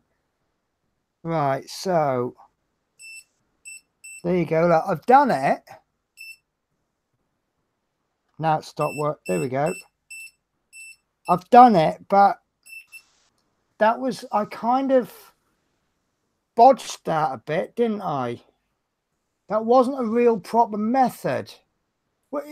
If I didn't explain that, does that explain it, guys? Yeah, I think, yeah, indirectly you've bent that pin, like, by pushing the card. What I've done is I put a little bit of card in there and then left it. But can you, you might be able to see there, it's not gone all the way back. And then I've bent this one. And the way I've bent the top pin is I've taken my tweezers, you see, really close to the base, and I've just pulled it. I've just twisted it and then let go. I think it might be best to just pop something in there to stop that from ever going back. But look, I've just lost the switch. Where's the little slidey bit gone? Oh, there it is. But it's worked by accident.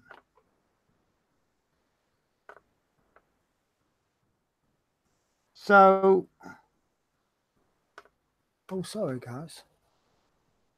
Can you see how it worked? So, yeah, I can't really explain that to you guys. So, but also what I've been thinking while I've been explaining that, we're talking about the knot. This part's not going to be seen. So it actually doesn't matter what sort of knot you do there, as long as it's not longer than there. So what knot shall we do, guys? Just a standard double knot, it's saying. Okay, so I've done my usual lick the end of the cotton.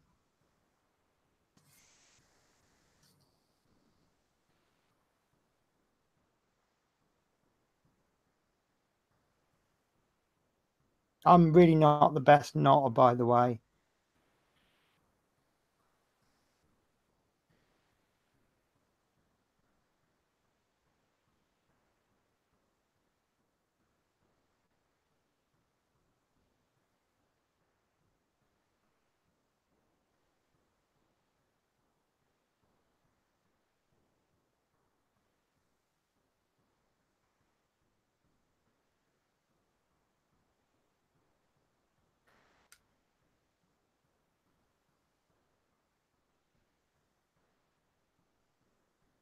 Complete silence while I focus.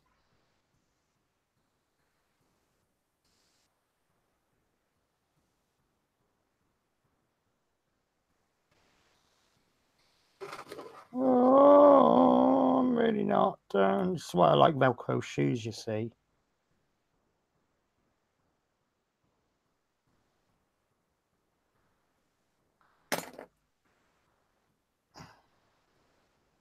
There you go. Would you be happy with that? Yeah, brilliant. It's a bit ugly, but it does the job, doesn't it?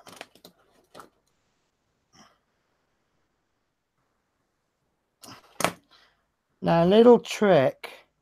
I don't know if it'll work here. If you smoke, get a lighter, just touch the end. Just touch it. And what it's done is it's turned that end to plastic, so it won't fray. And that shouldn't fray anyway, because it's not going to get any wear and tear as such. But if you've ever got like a loose thread on your clothing or something, if your jacket's flammable, don't do it. But if you've got like, you see how this end is kind of clothy. If you now touch the lighter on, it'll kind of turn it plastic. So, right, okay, so so that wants to go through there.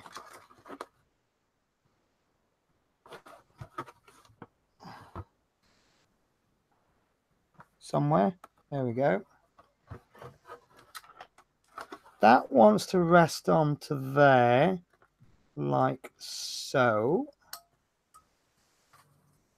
And then we've got to get the, I think it's going to be, yeah, it looks like we want to put the spring on first. Yeah. Then So screw the spring down. Yeah, one end of the spring, 57J to the other end of the control slider. That spring's going to be making sure you fit the more open end of the spring as shown in the insert below. This is going to be a lot easier because we've got more manipulating space, so I can actually lift the spring up, lift the bit up, fish that through there, and then that's going to go on like so. That spring is not quite long enough, so it's going to have to be stretched back a little bit. And the spring is going to go on with a DP screw. Don't know what possessed me to just put my fingers in there.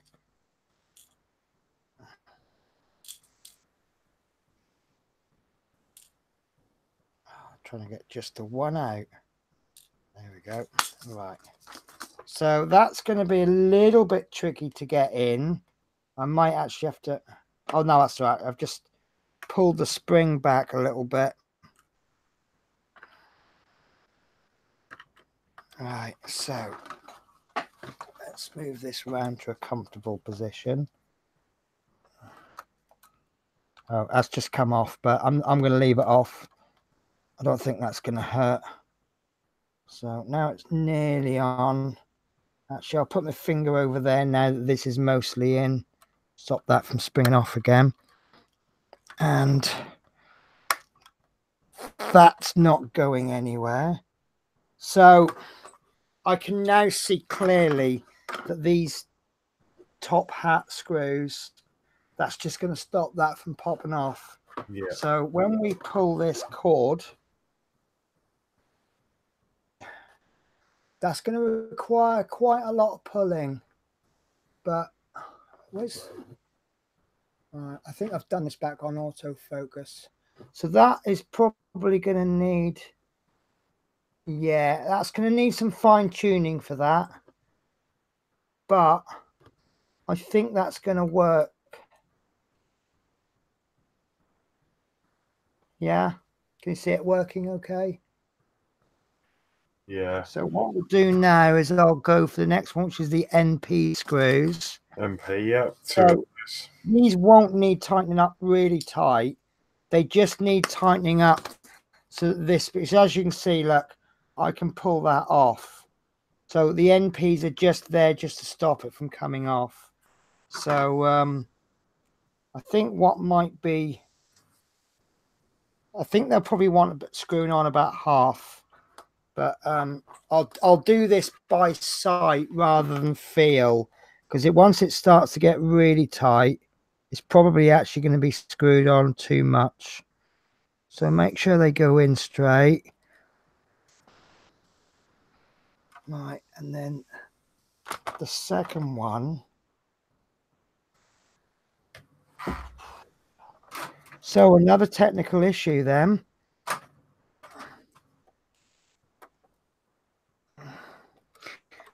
And I'm actually really enjoying this because there's a lot of challenges.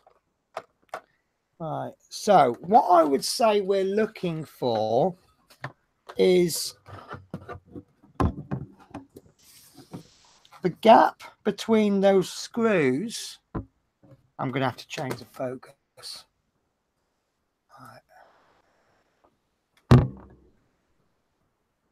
Right, so the gap between the screws and the plastic that they're being screwed into needs to be less than the thickness of this black bit, but not touching. Does that make sense? Yeah, I think so. So this is really hard to do and keep it on the camera. So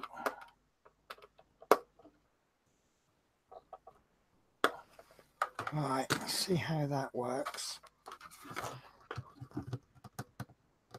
Right, this one wants to go down.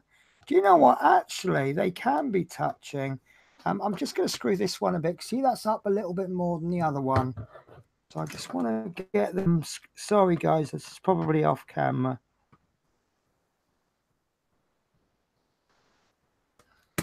Right. So, what I would be worried about is if you need to unscrew those screws, you might have already cut a thread in.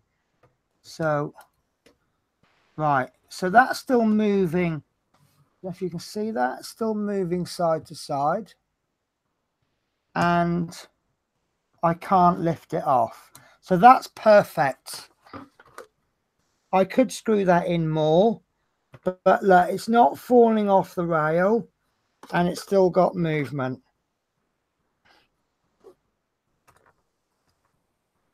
Yeah.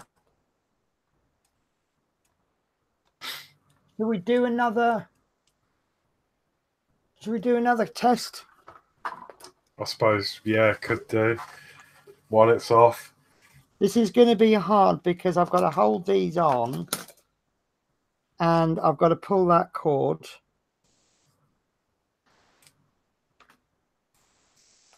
And hold the roof down. You guys are making it hard for me. Oh gosh, yeah. Love me as love me. No, sorry, Love Mini's just said we've got 65 watching us at the moment. Wow. 66. 67. Oh my God, that's amazing, guys. And it, you know, it wouldn't be here without, well, it would still be here. I'd be happy with a few watching. Right, okay, so yes! You can't see any of this. And what you can see is out of focus. Right, so this is really hard. I've got the continuity meter down here. I'm holding the probes on. I've got the switch up here. I've got my arm resting on the roof here to stop the roof from moving. And then I've got the bit of string in my hand here. Like so. And when I pull it, can you hear that?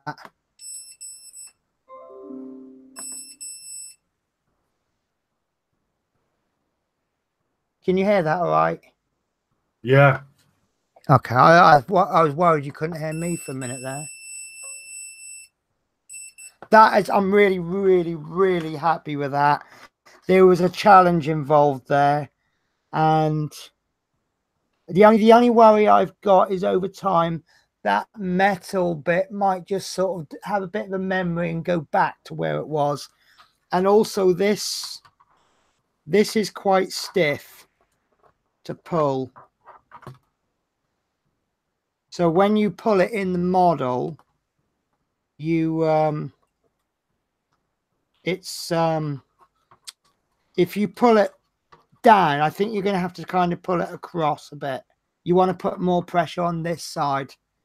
But yeah, no, I'm really, really happy with that. That works. So I'm really excited now. So, whoa, hour and a half to get this far, but we've got there.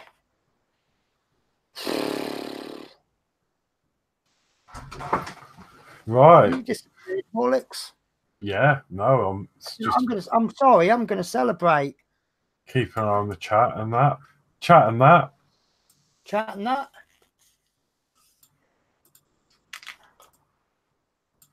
And that milkshake smells like a milkshake, as opposed to something bad.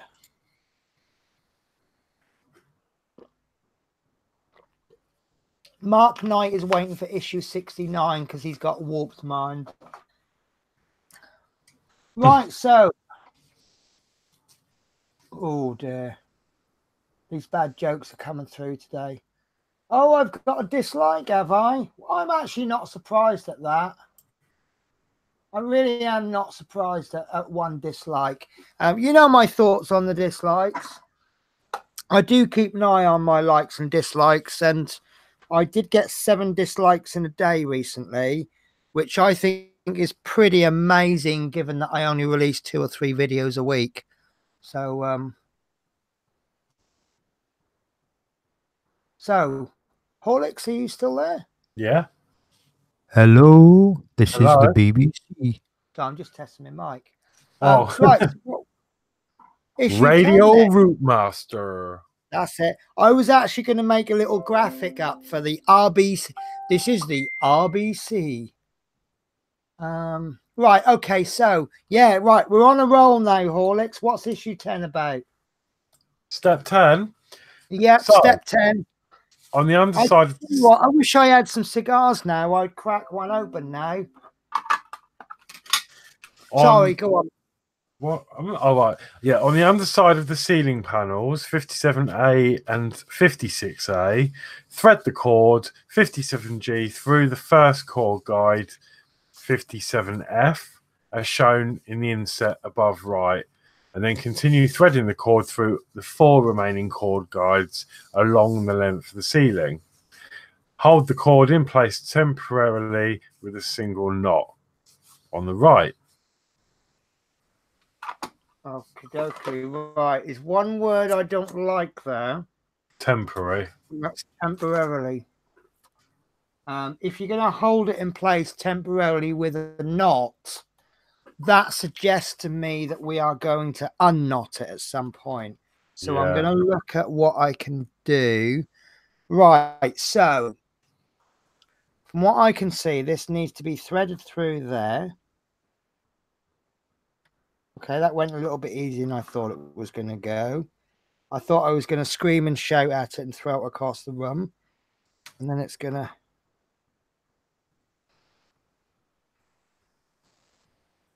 thread through that one. Just like a real cord on the bus.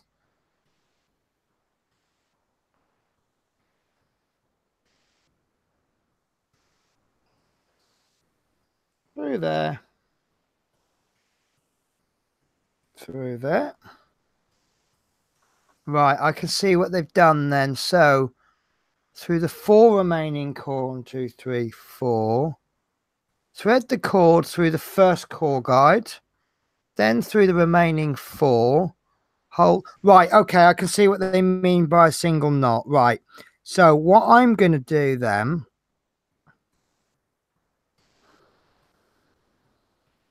Can you see this bit? No, you can't. Sorry, I do apologize. Right. So I've threaded it through all of them. Now it's saying temporarily with a single knot. So it obviously wants us to knot it there. I'm just going to have a sneaky advanced look at what... Oh, that is it. No, it's not it. That's it for the roof. Right. So what I'm going to do, this piece doesn't get played with during the week. And Chris Campling's already said it. He said tape it. So I'm just going to get a little bit of masking tape. And because I don't actually know, this tape shouldn't mark. But I don't know that for sure. So I'm going to tape it onto the top. And I've got it caught in the headphones. So I'm just going to bring that round. And I'm going to tape it there. And that's what I'm going to do temporarily. I don't think Mark Knight said, shouldn't those lights have stone guards? I don't think they need them because they're going to be on the inside, aren't they? So, oh, sorry, Stuart. And yeah, Stuart's actually got in there as well with masking tape. So would you be happy with that, Horlicks? Yeah, I think so. I mean, obviously I can do a knot, whatever. Like I find them quite easy to undo. So, but yeah, I think for the sake of it, tape is good. Yeah, I would. I mean, if it turns out that knotting it is the better idea, I can still knot it. But if I have to undo that knot and I can't undo it, then it's going to be a lot harder than just removing a piece of tape. Yeah, I trust that. I trust that masking tape. But I've done it on the top because, you know, doesn't masking tape have a shelf life of like a day or something, and then it starts to stick to what it's sticking to? So if you put masking tape onto a painted object and leave it for too long, it then sticks to the paint. I'm not sure actually. I don't think I've ever had any masking tape good enough to stick. It's always been the cheap, low quality stuff that doesn't stick. Well, that's exactly what the stuff that doesn't actually stick to anything. Yeah. Right. So I'm going to kind of take over your job. No, actually, I'm going to let you describe it. No, go on, carry on, because I need to grab some water. Right. Okay. So, right. So the next stage is the finished view, that's what mine looks like. Stage 11 is actually inserting the rods that have all jumped out. So they actually want us to insert these. But as you can see from the instructions, we're just going to poke them in and leave them. So I think, and there we go, these are push fit connections and will be secured when the ceiling is fitted to the lower deck at a later stage. So I am actually not going to fit these in this issue. If no one has an objection, if I don't fit them, they can't fall out. So pretty much like the bell pressers, I'm just going to pop them in the little drawer and they'll sit there until we get to a point where we do need them. If everyone is happy with that, just make sure you know where they are. And I bet that'll be fun. When we, yeah, speculating later on when we come to actually marry the roof up with that and trying to line those poles up inside. Oh, do you know what? The next bit, I'm really not looking forward to this, but I promise people I'll do it. So right, okay, so yeah, next week we're getting a wiring and LED light for the lighting system on the lower deck. Would it spoil it if I showed you the issue? I won't open the issue, but I would be happy to show you the actual magazine. The only drawback is next week is the last issue of this subscriber pack. If I get into the habit of doing it, I can't guarantee you I can do it next week if I haven't received the next week's. So I'll leave it up to you guys. But what I'll say is I will show you the magazine, but I can't guarantee I can do it every week.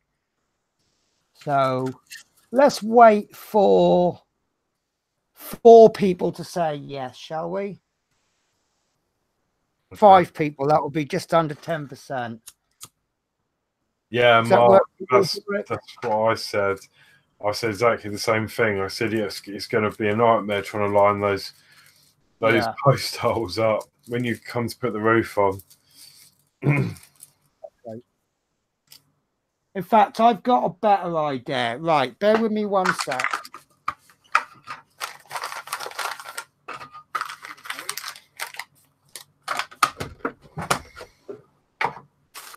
Right.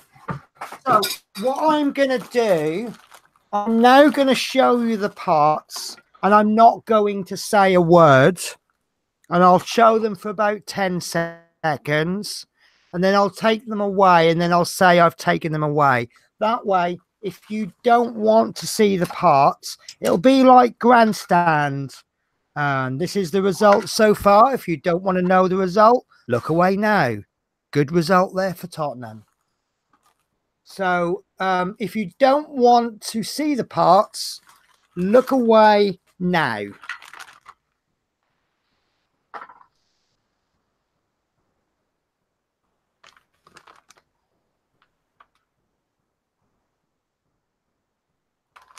Okay, and I've taken the parts away now. So yeah, I did like the look of that green bit, and that blue bit looked fantastic. On that other bit was massive, wasn't it? Sorry, that was a joke. I don't know if you remember that in the old comedies. You know, the result of the Arsenal-Manchester United game is still being played. If you don't want to know the latest score, if you don't want to know the score, look away now. No, that was it. It will be shown on Match of the Day later on. So if you don't want to know the score, look away now. Great win there for Manchester United.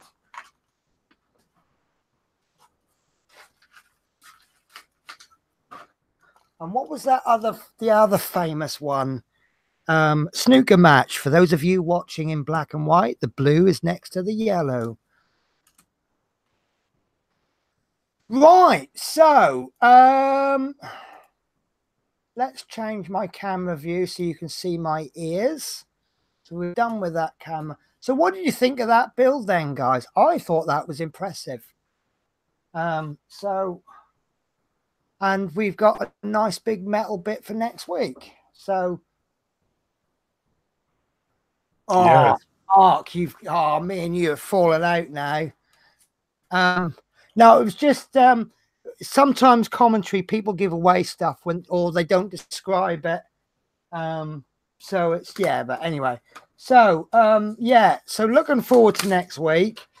Something completely different, because that bit that we're doing, that's going on the back, isn't it? So we're actually going to be looking away from the, so just trying to put my screws away. D, E, F, G. Right. So, yeah. So we're going to be working on the back next week, which is going to be quite nice. I like it when they chop and change. If you focus too much on one area, you get a bit bored of it, don't you? So, thank you so much, Michael. I have worked really hard tonight. I do feel I've worked hard, and in about 3 months, Horlicks will be working equally hard on that issue. I guarantee you, Horlicks, you will not sorry, you will not have an easy time. No. So a little bit of fiddling to do. Right. So I would like to speak a little bit frank, and I just want to raise something that's slightly bugging me.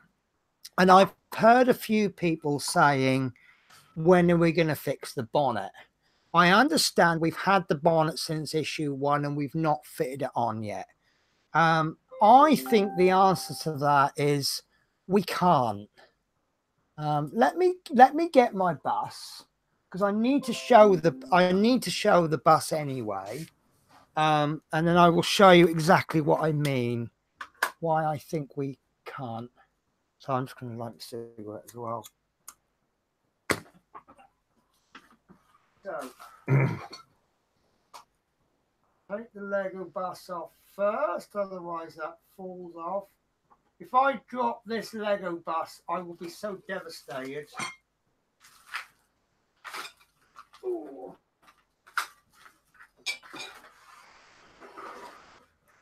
Oh my God, that's heavy. Right, so let me move the microphone a bit as well. So I'm going to have to get Dizzy Cam out, I'm afraid.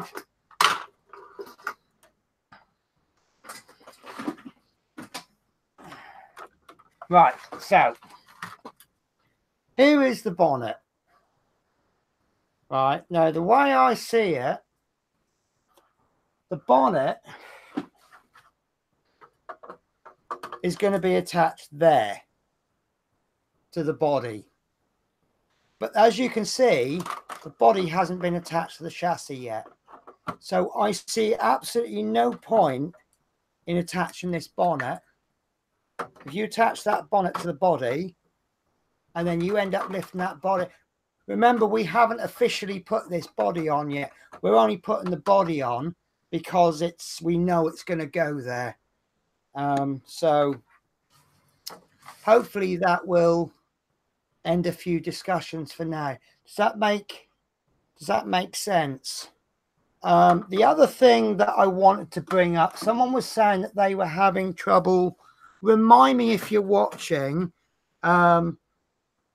People were having problems with the body, putting the body onto the chassis, and they couldn't quite figure. Oh, and the roof. We'll do the roof, but we'll do the body as well. Now, there are numerous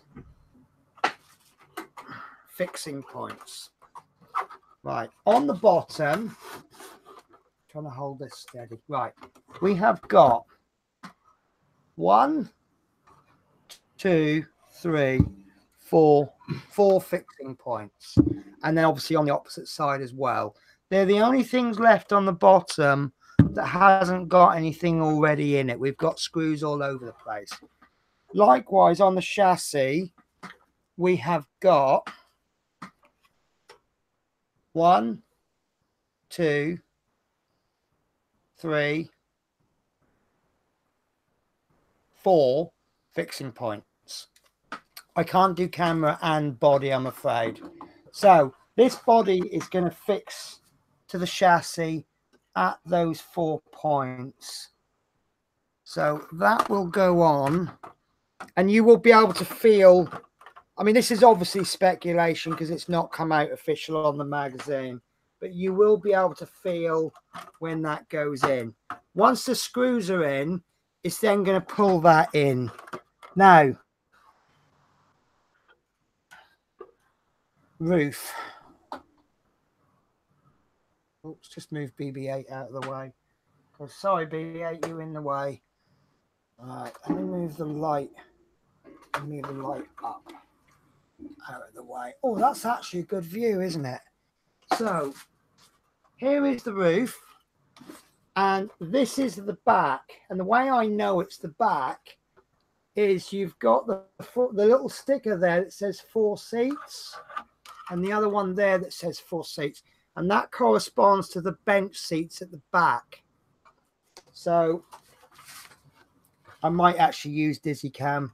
Right, that is, I don't know how that's going to go on now. Oh, my sticker's come out. Right. Oh, I see. Right.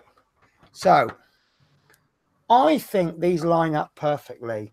You've got, along the body, you've got these screw holes there. And these, you've actually got some lugs. I'm sorry, these are hard to show you. There you go. You've got the lugs in the roof. Yeah, and they do line up perfectly. And there's very few gaps.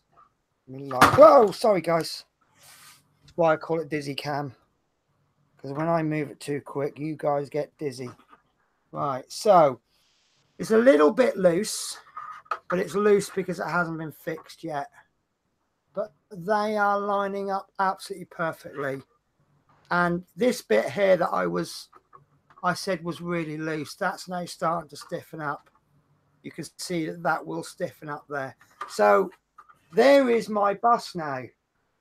It looks a bit odd because it's only a single decker. But what do you think? Yeah, it looks really good. So shall we have a look at the passenger view?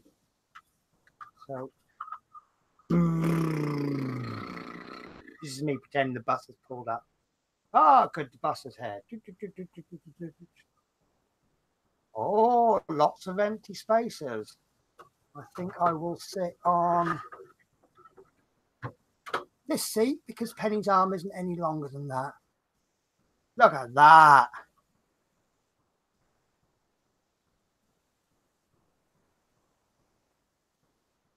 This is the point, Horlicks, where you go, wow, that's brilliant. Yeah, no, well, obviously I haven't got that far yet, but yeah, it does look good. Are you insanely jealous now?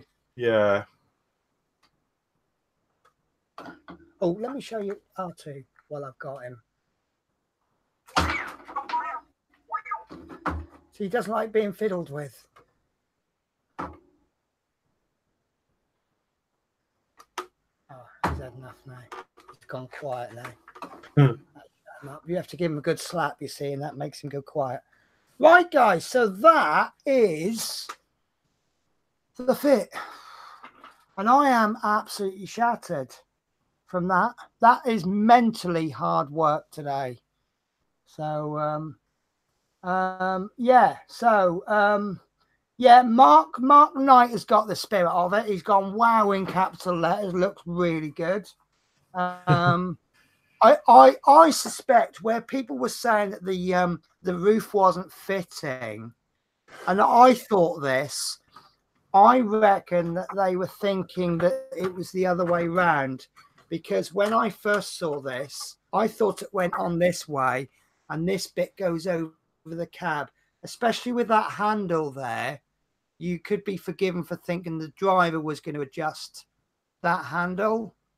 That's what so if you put it this way, you can see it's not going to line up properly. It still looks okay, and it still kind of dry fits, but it actually doesn't look too bad, you see, as a driver's. But that is the wrong way around, and I think that's maybe where people have thought it doesn't fit properly, because it has to go this way, and that handle is actually for the blinds, which are about here. So but yeah, you've got the stairs are going to go in, you can't see it, but they'll go up, and then people will climb up to here, and then this will be the back of the bus, and then they come back here, and this is going to be the seats where probably Butler goes with his new girlfriend of the route. So yeah, your thoughts, Horlicks? Yeah, it does look really good. If this was a 10 out of 10 build 4 weeks ago, what are you rating it as now? I don't know, 100 out of 10. 100 out of 10, really? Yeah, As much really as that? good. It does look really good. I mean, It's yeah, just the switch is going to be a little bit finicky, but those to be honest, those switches are so fragile anyway, and they are quite forgiving to bend. So yeah, it's a bit like the DeLorean. The same thing happened with the brake pedal and actually on the brake switch for the Routemasters. They're such small switches, they do need a little bit of manipulation now and again. Yeah. So it's nothing that I haven't done before. So I think, yeah, that'd be quite easy for me. But yeah, looking forward to doing it.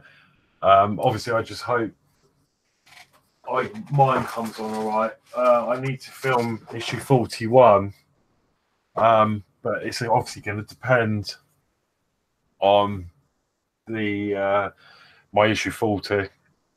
Okay. Steve Hyson's just reminded me, I did see the comment before, there's actually 5 fixing points. There's one on the wheel arches, I missed that. So yeah, good pick up there. Obviously we would have got that once we actually get to the screwing stage. So talking of innuendos, I've got a story for you that I forgot about. I've been looking for a cleaner. I've just got to the point now in the room I can't seem to get a start on it. So I'm asking for professional help, and I found someone on Gumtree, and I think my incorrect choice of words was has put her off, because she hung up on me halfway through the call. Now, someone that I'm looking for, I want for it to be like, come in, clean, have a bit of a laugh, cup of coffee, bit of a chat. But the words that I actually used, and I didn't realize this until afterwards, I said, oh, you can pop round, you can have a little look, we can kind of establish what you want from me and what I want from you, and then we can have a bit of fun and just get on with it. And then that's the point she hung up. And it wasn't until I explained to someone else what I'd said, they went, no, sounds like you're after a prostitute with those words. And that's when I realized, oh God, yeah. So so maybe I've been around Chris Campling too long there. But did you try and phone her back and explain? I rung her back, I texted her back, and she's not responded yet. So her loss. I have actually spoken to just say to people with a serious look, hey, they're taking the word. I've done that so many times. I've actually got people to look through the dictionary. Yeah, if you tell them they have the word gullible isn't in the dictionary, and they'll go, really? And you go, yeah, and then have a look, and they'll look through the dictionary and they'll find it. The other story I promised you is the story of the lost property, and like I said in the Facebook post, that has been proofread. So yesterday I'm doing this route. I'm not my favorite route. It's 5 trips on this, however. But I'm going to show you a picture. This is, I'm going to have to show you on the phone because I haven't yet got it on my computer. But this is the kind of parking we have to deal with in Newport. There you go. That's what I'm faced with.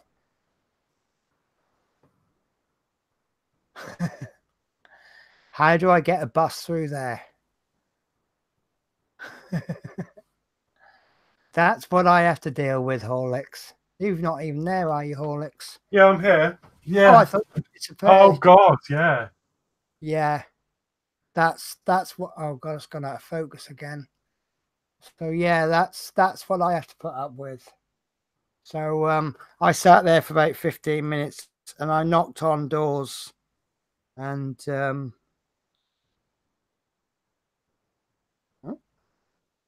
oh sorry, I just caught a message from Dave. So yeah, anyway, so I was doing that route yesterday, and first of all, my gearbox overheated. And it just got to a point where I lost so much power I couldn't get up a hill. So I'm sitting there waiting for a replacement bus, and a few of the people were like, well, we haven't got that far to go, we'll walk off. So eventually I'm just left for one person. There's an old lady who walked off. Well, she got a lift back. Anyway, so I'll carry on with the route, and I noticed that there was a packet of white chocolate Belgian white chocolate cookies, which is obviously lost property. Now, lost property, that's anything edible, anything with a sell-by date is classed as perishable goods, and it's always thrown away. You can't, if you leave 4 pints of milk, we're not gonna keep that in the lost property office for 6 months. So it's just disposed of. However, to be the honest bus driver that I am, I will still hand it in, and I'll let the lost property office throw it away. So I gave it to the inspector, and then off I went on another trip. And then I saw the old lady. She obviously waited for me, and she stopped my bus, and she said, oh, I left my shopping on the bus. And I said, oh, I've handed it into lost property. So she went, oh, well, I'll pop in tomorrow. And then off she went. So anyway, during that next trip, I found a shopping bag with 3 little 3 mini trifles in it. So I thought, well, that must be the rest of her shopping. So I got back to the office with this bag and the trifles, and I went to see the inspector. And as I walked in the door, he goes, oh, thanks for those cookies, Penny. They were really nice. And I said, you didn't eat them, did you? And he went, yeah. I said, they were lost property. He went, no, they weren't. I said, yeah. He goes, no, you're kidding me. I said, yeah, you've eaten lost property. So it's like, but I spoke to the girl, and she said, oh, well, we would have disposed of it anyway. And I said, all right. I said, so that means you're going to dispose of these trifles, are you? She went, yeah. I said, well, I might as well keep them then, mightn't I? I said, but make sure she gets the bag back. So, and apparently she came in this morning, and she said, oh, I've come in to collect my shopping. So the girls explained to her that, oh, perishable goods we throw away because we don't have a fridge to keep them in. And she's going, but cookies don't need to be kept in the fridge. And she's going, yeah, but we throw them away anyway. But why did you throw the cookies away? So she's had to explain why she's thrown her biscuits away. So and because I'm sitting there thinking, no, but I do keep ribbon. But what was it? Something I brought in today. And he goes, are they for me or are they lost property? And I went, no, they are for you. So, yeah. So if you lose anything on Newport buses, it's probably going to get eaten by the inspector. There you go. But it was hilarious. But yeah, no, we throw cookies away because we haven't got a fridge for them. But I tell you what, I love my manager today. My inspector is on duty because I had a woman gets on the bus and she pushes her kid on, and I spotted the child, and I said to the woman, I said, "Oh, is that your child?" She showed me like a day ticket, and she went, "Yeah, she's 6." I said, "I'm sorry, I'm going to have to pay. You're going to have to pay for her." So she goes, "Well, I've never paid for her." I said, "But you pay for her from the age of 5." And she went, "Oh, well, I've not got any change." And she went and sat down. I said, "Well," I said, "you'll have to get off then." And she goes, "Well, I've already got a ticket." I said, "Well," and I sounded a bit nasty here, actually. I said, "Well, that's fine. You've got a ticket to travel, but your child hasn't." And I've just assumed you wouldn't push your child off and you stay on. So I've just assumed that she'll get off as well. But she's not budging. So I probably should have left it. But then again, I'm in this mood where she shouldn't get away with it. I don't like one person not paying, being watched by loads of other people that have had to pay. I don't think it's fair on them. So I got out of my cab, and then I suddenly realised as soon as I got out of my cab, that's the point of no return. I can't now stop and change my mind. So I went to see the inspector, and I thought, oh, he's just going to say, "I'll sod it, let her travel." And he was really, really busy with calls, and I explained what happened. And he went, "Right." And he went out and he got the £1.10 off him. And it was brilliant. And you know, when you've got the better of someone, so people are nice to you until you don't say what they want you to say, and then they'll throw an insult. And this woman thought she was being really clever, because as she got off the bus, she told her child to say thank you to me. And as soon as her child said thank you, what did she call me? A skanky bitch. And I just laughed. I just thought, that's just so typical. You've been caught out. You've probably got away with that for weeks and weeks and weeks. Today you lost, tomorrow you'll probably win. So you're really quiet tonight, Horlicks. Are you all right? I can't get a word in. I'm listening to your stories. Okay. I'm waiting for you to respond, and you don't, so I carry on talking. No, I'm right. Do you know what? I am really tired. Yeah, We've got a warehouse at work, and it's like literally, we've got about 3-4 warehouses, and one of them is just crammed. You can't even get into the door because it's got antique, just rubbish everywhere. You can't. It's a bit like your room, but like my room, but 100 times worse. Okay. So today we spent the day trying to sort it out so we can actually get in there, and we've done a really good job today. But do you know what? I am just quite tired. That's all it is. I am actually, yeah. And I've just noticed the time that build, I don't mind telling you, that zapped my energy mentally. It's really zapped me. It was a lot to think about. Mark Knight, Horlicks can't get a word in like me with the missus. I often ask if she's related to the man from Atlantis. Oh, do you know what? As a driver today, made me laugh. I'm a little bit worried about my finances from April. My money's going to go down at work. Do you know what this guy suggested? He said, "Get married. You'll have a married person's tax allowance then." Oh, that's the answer to all my problems. Have a man in my life. Have someone to hassle me all the time, and trouble with men is that you have to give them time and attention, don't you? And all to save £10 a week. So, quick update before I go. I didn't get the DRT, so I shan't be doing 1 million hours a week. And I've been a bit frustrated at work, and let's just say I've got an appointment with the manager tomorrow to discuss my possible leaving. But we have come up with another solution. One of the things, it's quite petty actually. In terms of work, my problem is very, very minor. When I started at Newport, I took the split shift so that I can get this regular time in the evenings. And where they've been changing the shifts, I'm finishing later and later. And it's like for the next 3 weeks, I've got late finishers, and I may not be able to stream on time for the next 3 or 4 weeks. Now, from a work point of view, that's really, really minor. And I know you guys probably don't care, but I'm trying to get some consistency.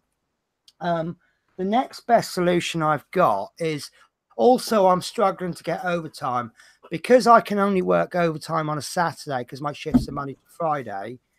Saturday attracts a premium rate, so that's when everybody wants to work overtime. Yeah, Mark Knight, you don't get the tax allowance, but you get a certificate that makes you age 10 years within 2 weeks. Yeah, you take care, Duncan. Thank you very much for popping in. It really is appreciated. No. Yeah, so there's another. Sorry, Horlicks, I'm not letting you get a word in edgeways, am I? No, I was just going to say good night, Duncan. Thank you for watching. Yeah, there's another rota I'm after, which is it's a 4-day week, so I work 10 hours a day. But the majority of the shifts are sort of 6 till 7-ish. But you again get 3 days off a week instead of 2. And then if I can't work the Saturday, I can then always try and work a weekday. The only problem with there are 4 weeks out of 25 that I'll work late, which we'll probably have to discuss that. So I won't be able to stream at all, late or otherwise. And I think probably the simplest solution there will be to either hold the build off and then do it the following week, and then sort of do one issue and a bit, and then finish the issue and then try and catch up, or just do a pre-recorded video. But I'm a little bit against the pre-recorded because I really love these live builds. I just love the way that we all get involved. So, but yeah, we'll see what happens. But also there's people who like late. So there's a chance I might be able to swap out the 4 late weeks every 6 months with someone doing early. So, but the only drawback with that is I don't know the shift. So I'm going to ask if I can have a week's unpaid leave and I can just completely reset my batteries. I can get this cleaner in and get my room sorted out. I can learn the new routes and then just try and get on with things.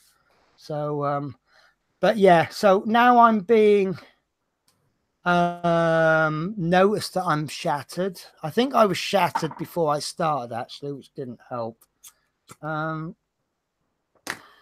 But yeah, the long days, I don't actually have a problem with that. It's the breaks. When you get if you're doing a 10-hour day and you get 2 1-hour breaks, that's too much for me. I'd rather have a half an hour break and a 45-minute break.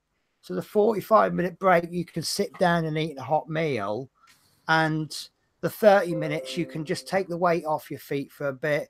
It resets your driving hours for the next 4.5 hours, and you can have a little bit of banter with the guys in the canteen. So, no, I know you didn't mean it rudely, Mark. I know you're just looking at it's like Love Minis. Love Minis, like my moderator. Well, you're my moderator as well, Horlicks, but Love Minis, best moderator I could ever have hoped for. We've done late streams before, and she notices when I'm tired, and she'll tell me off when I'm tired, and I know she means it for my own health. And she'll just go, "You're tired, Penny. Think about ending the stream and go bed. Your health is much more important." And she's brilliant. So Stuart gets coffee break, 15 minutes, half hour unpaid, no tea break. You work in the hospitals though, don't you? So you just work. See, if anybody says, Lucas, sorry, complete change of subject. Lucas, the reason I've not sent your multimeter, I don't think you've sent me your address. That's why I don't know where to send it. Could you send me another message on Facebook to give me your address and I'll get that multimeter sent? And Carol Webster, when I say Newport, it's in South Wales. If you look up Newport in the UK, you get one in Isle of Wight and one in Wales. And I'm actually in Wales. So if you ever want to come down and see me sometime, you are more than welcome. So yeah, that's it. Have you got anything to add, Horlicks? No, I don't think so. No, I've got a suggestion, but I'll talk to you about it afterwards. Okay. But no, nothing. I don't think in regards to the build or anything. It's just absolutely amazing the amount of views we're getting. It seems to be growing and growing every week, and it's absolutely fantastic. And it's just brilliant. You know, everyone. It's a familiar names that are coming up every week, and everyone just gets on, and we'll have a laugh. Every now and again, we get a new name, which is brilliant. Yeah. And everyone just has a laugh, and you know, everyone welcomes new people. It's brilliant, absolutely brilliant. Yeah. Oh, Dave, yeah, I actually grew up in Norfolk, so I have a Norfolk accent, and I've moved around a bit. I've gone through the last 20 years of getting quite bored, and then I just move off somewhere. So I've been all over the place. Probably one of my best places I've lived is Sheffield, because I really seem to take to Northerners, but I'm enjoying it in Wales. Wales is one of those areas where the wages aren't so good, but then the cost of living isn't so high either. So whereas like in Aylesbury, I was earning probably about a couple of quid a week, an hour more than I am now, but I was paying like nearly £1,000 a month for my accommodation. Whereas here, I'm on £2 an hour less. I'm earning about £80 a week less, but I'm saving about £100 just on the rent. And it's great. I like Wales. It's 'cause Norfolk is very flat, whereas Wales isn't. So and I look at things and I go, wow, look at that mountain. And the Welsh will just look at me with disgust and go, that's not a mountain, that's a hill. And it's brilliant. I love it. It's just really nice. And I love the Welsh accent. I fall in love with everyone that's got a Welsh accent. I just go, oh, love you. So maybe that's why I've so many rumors about me at work and various men. I seem to be dating a different man a week sometimes if you listen to all the banter at work. So I was seen outside because my house is my street is a major bus route. So there's a bus goes past every couple of minutes. And I was seen talking to a driver yesterday. He was in his civvies. I was in my work uniform. I was on my dinner break. I was actually meeting him. I was doing a favour for him. By the time I got into work this morning, there's rumours flying around about me and him, and he's come to my house, and you know what bus drivers are like. Stephen Hyson, yes. If I get bored, I have actually thought that if the next place I might move to, if I move, would be somewhere up north. I heard Durham is a very low cost of living, very high unemployment, and a good place to do something like bus driving. But I think if I do leave Newport, I'll probably go back to the agency. So my computer's just decided to do a virus scan. So we'll cancel that. Right, so I think we should call that stream to an end because it's now 11:15. I've been struggling hard to get the stream down to less than 2.5 hours. And now we seem to struggle to get it less than 3 hours. So the shorter we make it, the longer it actually becomes. I think it's just, as I say, because it's growing and, you know, we're getting more interaction from everyone. We've got more to get through. And I think that's what it is. But I mean, we're still even getting the high number of viewers after the build. Sunderland, aren't they Mackhams? Is that what they call them? I don't know if that's an insult or not. So if I have insulted anyone, I do apologize. Everyone's all the same to me. you're either from my area or you're not from my area. So yeah, Mackhams. Is Mackham an insult, or is that because I think I've heard people from Sunderland call themselves Mackham? So you wouldn't call yourself that as an insult, would you? But then again, I've heard what Tottenham fans call themselves, and I don't think I can get away with calling that on stream. It is an insult. So is it like one of those insults that people have taken on so that you can't hurt? It's like the Welsh and their sheep. The Welsh go. I mean, I don't know if you've ever been to a football game against a Welsh team, but one of the songs that they sing is "We know who we are. We know who we are. Sheep shagging bastards. We know who we are." And I think it's one of those insults that if you take it on yourself, it loses the value of someone calling you it. Does that make sense? I think so. So, okay, so I'm going to bring this to a very abrupt end now. So I really enjoyed that issue this week, and next week looks really good. So it looks like we're going to be doing the arse end of a bus next week. Yeah, Dave said thanks for the support of the site. The site is absolutely mental, the amount of activity we've got on there. I don't think I've seen as much activity on a group with that many members. I have put there's a Newport in East Yorkshire. Okay. I've put the link in the bottom. At least take a look. It's we absolutely love it, and we're listening to what people want. We're coming up with ideas. It's a group. Although there's only four admins and one moderator, it is a group run by the members for the members. And literally the only rules we've got are the sensible rules, like don't hurt, don't upset others. And so long as it's bus related, it's welcome. Love Minis has asked if we've got daylight saving time. Yes, we have. Yes. And it changes next Sunday, isn't it? Next Sunday. So, if I remember rightly, you spring forward and fall back, fall being the American for autumn. So we're in the springtime, so therefore the clocks are going to go forward. Have I got that right? And then in the autumn, they fall back.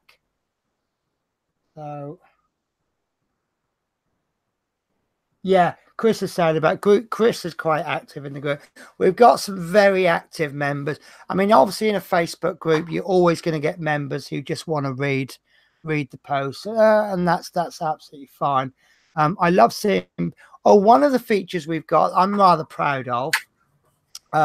We have one thread where we encourage you to post a picture of your build, and then people will like it, and whoever gets the most likes, their picture will become the group's profile picture for the following month.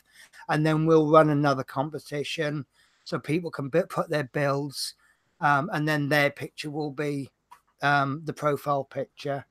And I'm really looking forward to that. I think I know who's going to win it most months, but hopefully we'll get lots of different people. But again, it's the members are going to decide which picture. It's not down to us. That's again, it's members run. So right, okie dokie. So I'm going to say goodbye, and then I'm going to let Horlicks close the show. And I apologize for me talking. I just, as you said it earlier on, I realized I am tired, because once I get tired, I am blah, blah, blah, blah. So that's my apology for the night. So yeah, right. So this is the last words I'm going to say. Goodbye. And here's Horlicks to close the show. Okay, so thank you everyone for watching. As I said earlier, it's been great. And we will see you all next Wednesday for issue 78. No. Sorry, I will just say one thing before we go. Dave Mills asked, can we post pictures of other buses? Yes, we can, but I personally would rather on the profile picture thread that's your own bus. But yeah, so right, take care guys. I'll see you next week when we'll be working on the back end of a bus. Yeah, and I just said 78, but I meant 58. So yeah, see you all next week. All right, take care, guys. Bye-bye. Bye.